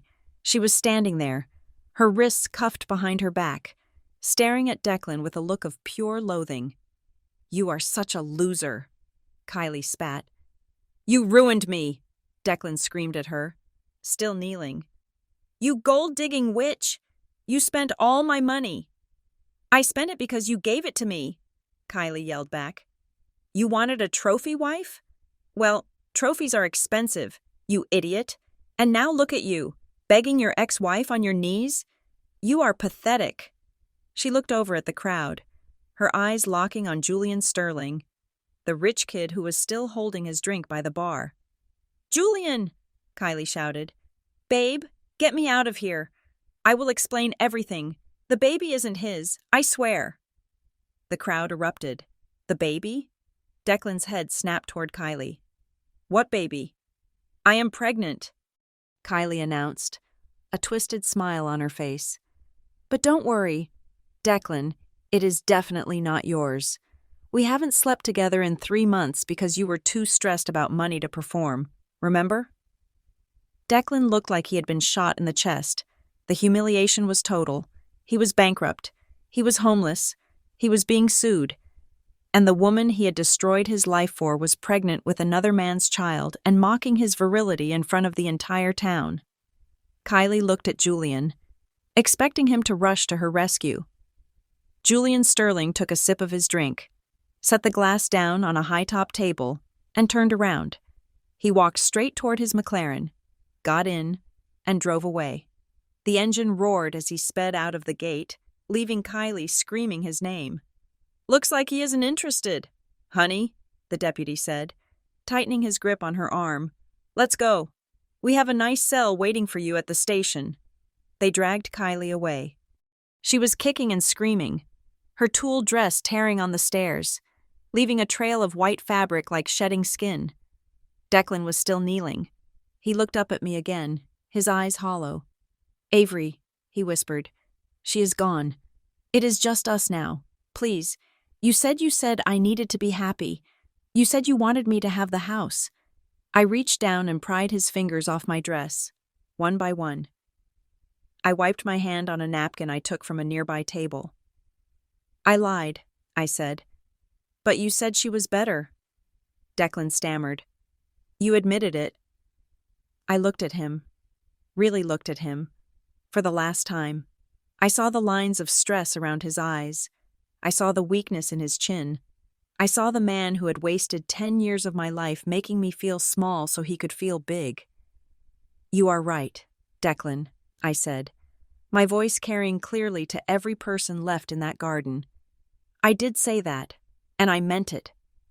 He looked hopeful for a split second. "She is better," I continued, my voice hard as diamond. "She is better because she did in 6 months what I couldn't do in 10 years. She showed me exactly how cheap you really are." Declan flinched as if I had struck him. "You sold our marriage for a teenager who hates you," I said. "You sold your company for a pool you don't own. You sold your dignity for a wedding that was a sham. You are not a victim, Declan. You are a bad investment, and I am liquidating my position." I turned to the sheriff. "Get him off my property, Jim." "With pleasure," the sheriff said. He grabbed Declan by the collar of his white tuxedo and hauled him to his feet. Declan stumbled, his legs useless. "No!" Declan screamed, finally snapping. "This is my house. I built this. You can't do this to me. I am Declan Thorne. I am a CEO." He swung a wild punch at the sheriff. It was a mistake. Sheriff Miller dodged it effortlessly and spun Declan around, slamming him face first onto the stage floor. He pulled a pair of handcuffs from his belt and snapped them onto Declan's wrists. "Assault on a police officer," the sheriff announced. "Add it to the list." They hauled him up. Declan was thrashing now, screaming incoherently. He was kicking at the flower arrangements. He kicked over a pedestal holding a massive vase of white roses. The vase shattered, water and glass exploding across the stage. "It is mine!" he shrieked as they dragged him down the aisle. "It is all mine!" The creditors were waiting at the gate. As the police dragged Declan past them, Mr. Varga leaned in and said something to him. I couldn't hear what it was, but I saw Declan's face turn the color of ash. The guests began to flee. It was a stampede of social embarrassment. People were running for their cars, shielding their faces from the news cameras. No one wanted to be interviewed. No one wanted to be seen. The parking lot was a chaos of honking horns and screeching tires. Within 15 minutes, the garden was empty. The staff had vanished. The musicians had packed up and run. The only people left were me, Morgan, and the locksmith. I stood in the center of the garden. The sun was starting to set, casting a golden glow over the infinity pool. The water was perfectly still, reflecting the sky. The Japanese maples that Declan had paid a fortune to import rustled gently in the breeze. It was beautiful. It was truly, breathtakingly beautiful. Declan had been right about one thing. The renovations were spectacular.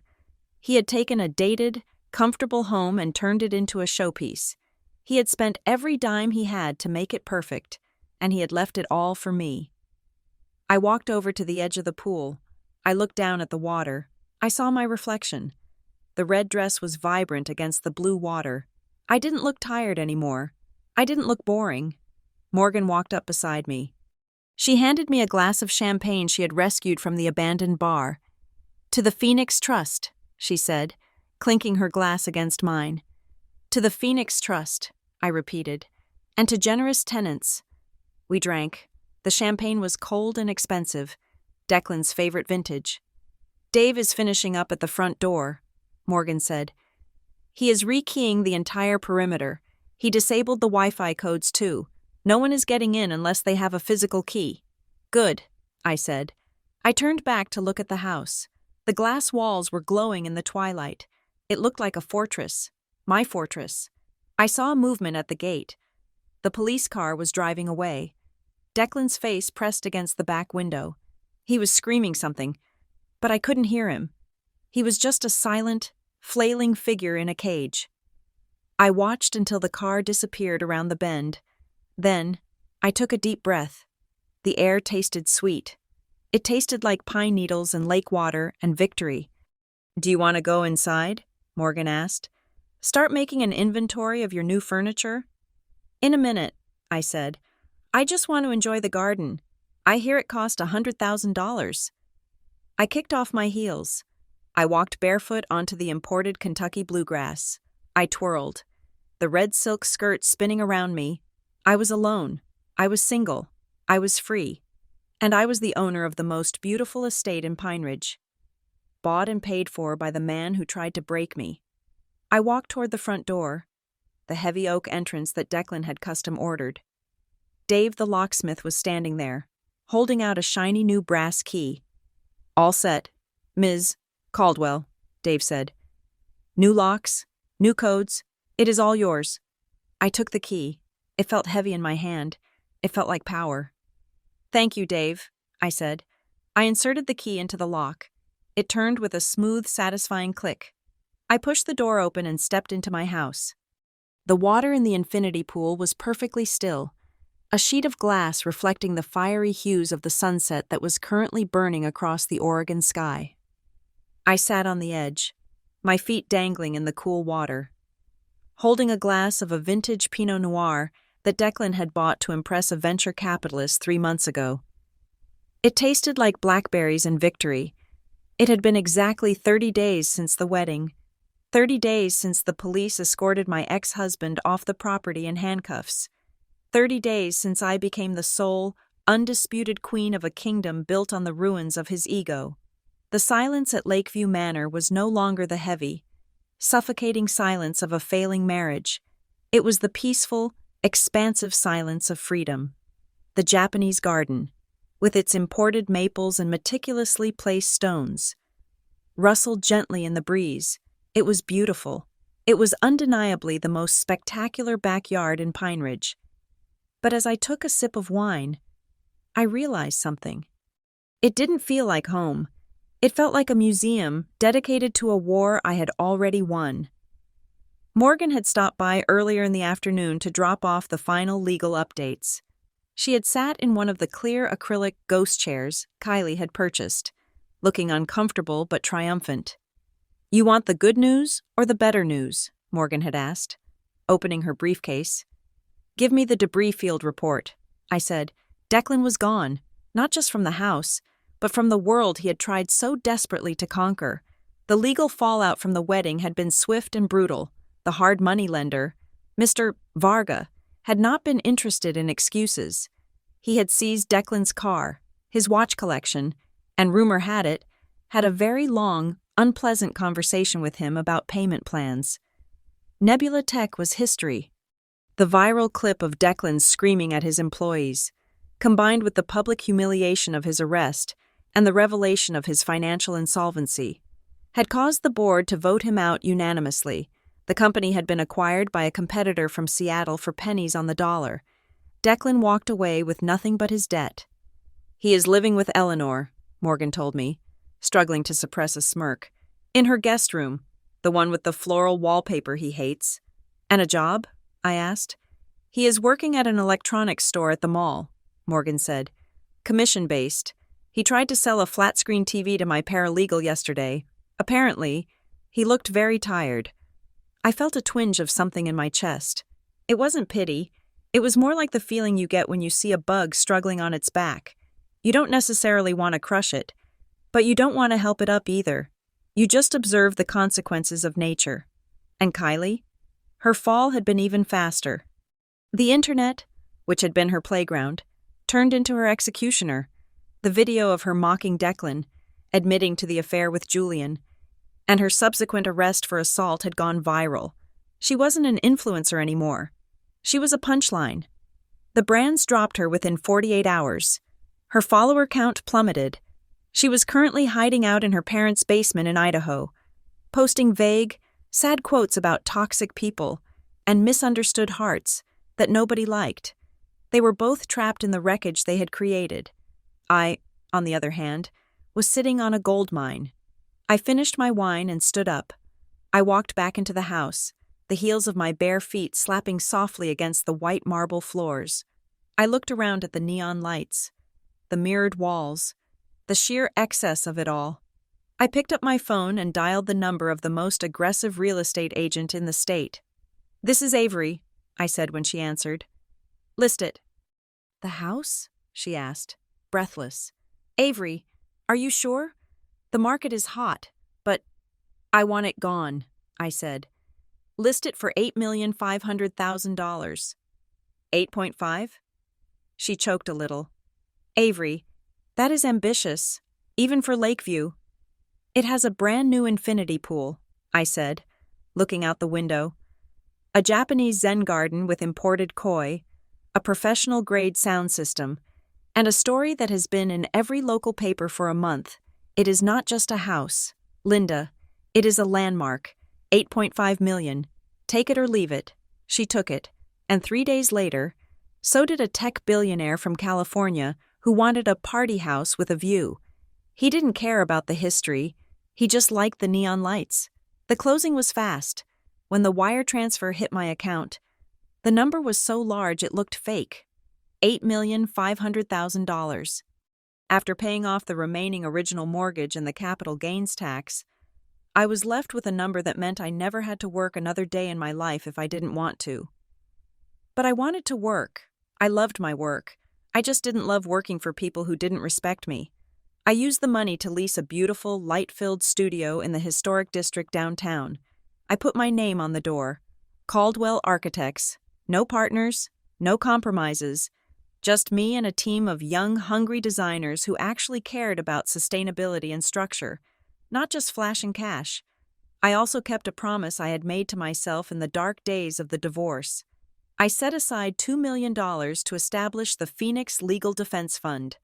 It was a grant program specifically designed to help women who were being financially bullied by their spouses during divorce proceedings. I wanted to make sure that the next time a Declan tried to tell a wife she was boring and worthless, she would have the best lawyers in the state standing behind her, ready to burn his arguments to the ground. On my last day in Pine Ridge, I packed the last box into the trunk of my car.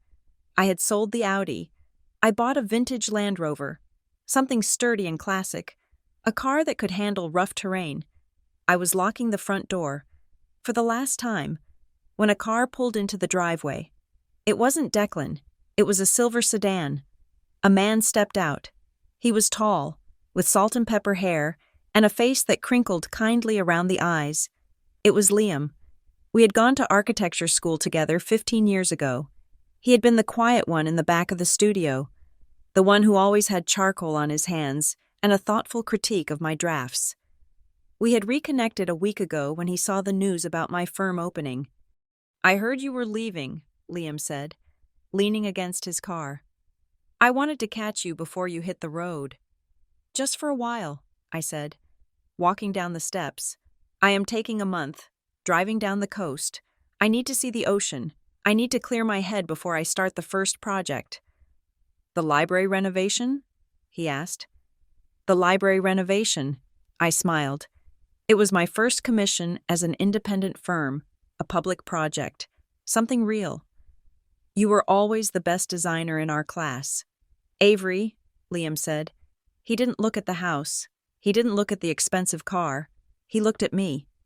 I am glad you are finally building things for yourself. It took me a while to clear the site, I said. Well, Liam reached into his pocket and pulled out a card. If you need a second opinion on the structural engineering or just someone to buy you coffee when you get back, give me a call. I took the card. His hand brushed mine, warm and steady. There was no electricity, no fireworks, just a quiet, solid warmth. The kind of warmth that comes from a fireplace that has been built correctly, not a bonfire fueled by gasoline. I will, I said. I would like that. He smiled, got back in his car, and drove away. He didn't rev the engine. He didn't peel out. He just left, leaving me with a promise of a future that was calm, respectful, and real. I got into the Land Rover. I started the engine. I looked up at the house one last time. It was just a building, wood, glass, stone, and a whole lot of arrogance. It wasn't me. It never had been. I put the car in gear and drove down the driveway, past the gate where I had staged my coup, past the spot where Declan had knelt in the dirt. I turned onto the main road, heading west, toward the Pacific Highway. The sun was on my face. The window was down. I looked in the rearview mirror. The house was shrinking, becoming a small dot in the distance, swallowed by the trees. I waited for the pang of sadness. I waited for the regret. I waited for the anger to flare up one last time, but there was nothing. I realized then that the sweetest revenge wasn't the bankruptcy, or the public humiliation, or the $8 million sitting in my bank account. Those were just transactions. The real revenge was this feeling, this lightness. It was the realization that he was a footnote in my biography. While I was just starting to write the first chapter, Declan had wanted a story. He had wanted drama. He had wanted to be the protagonist of a tragedy. Well, I had given him his ending, but my story was different. My story wasn't about a husband who left. It was about a woman who stayed true to herself, who stayed smart, and who stayed the course when the storm hit. I turned on the radio.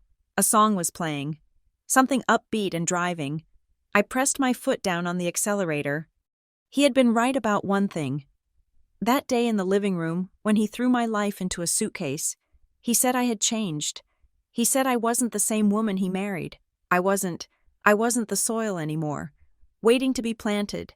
I wasn't the foundation, waiting to be built upon. I smiled at my reflection in the mirror. He was right. I was no longer the woman who suffered in silence. I had become the storm that he never saw coming, and now, having washed the world clean, I was finally, beautifully, the calm after. Thank you so much for listening to this story. I hope you enjoyed Avery's journey from heartbreak to triumph. Please leave a comment down below and tell me where you are listening from. I would love to know how far this story has traveled. And if you enjoyed this drama, please make sure to subscribe to the channel Sweet Rose Drama, like this video, and smash that hype button so we can share this story with even more people. Your support means the world to me. See you in the next story.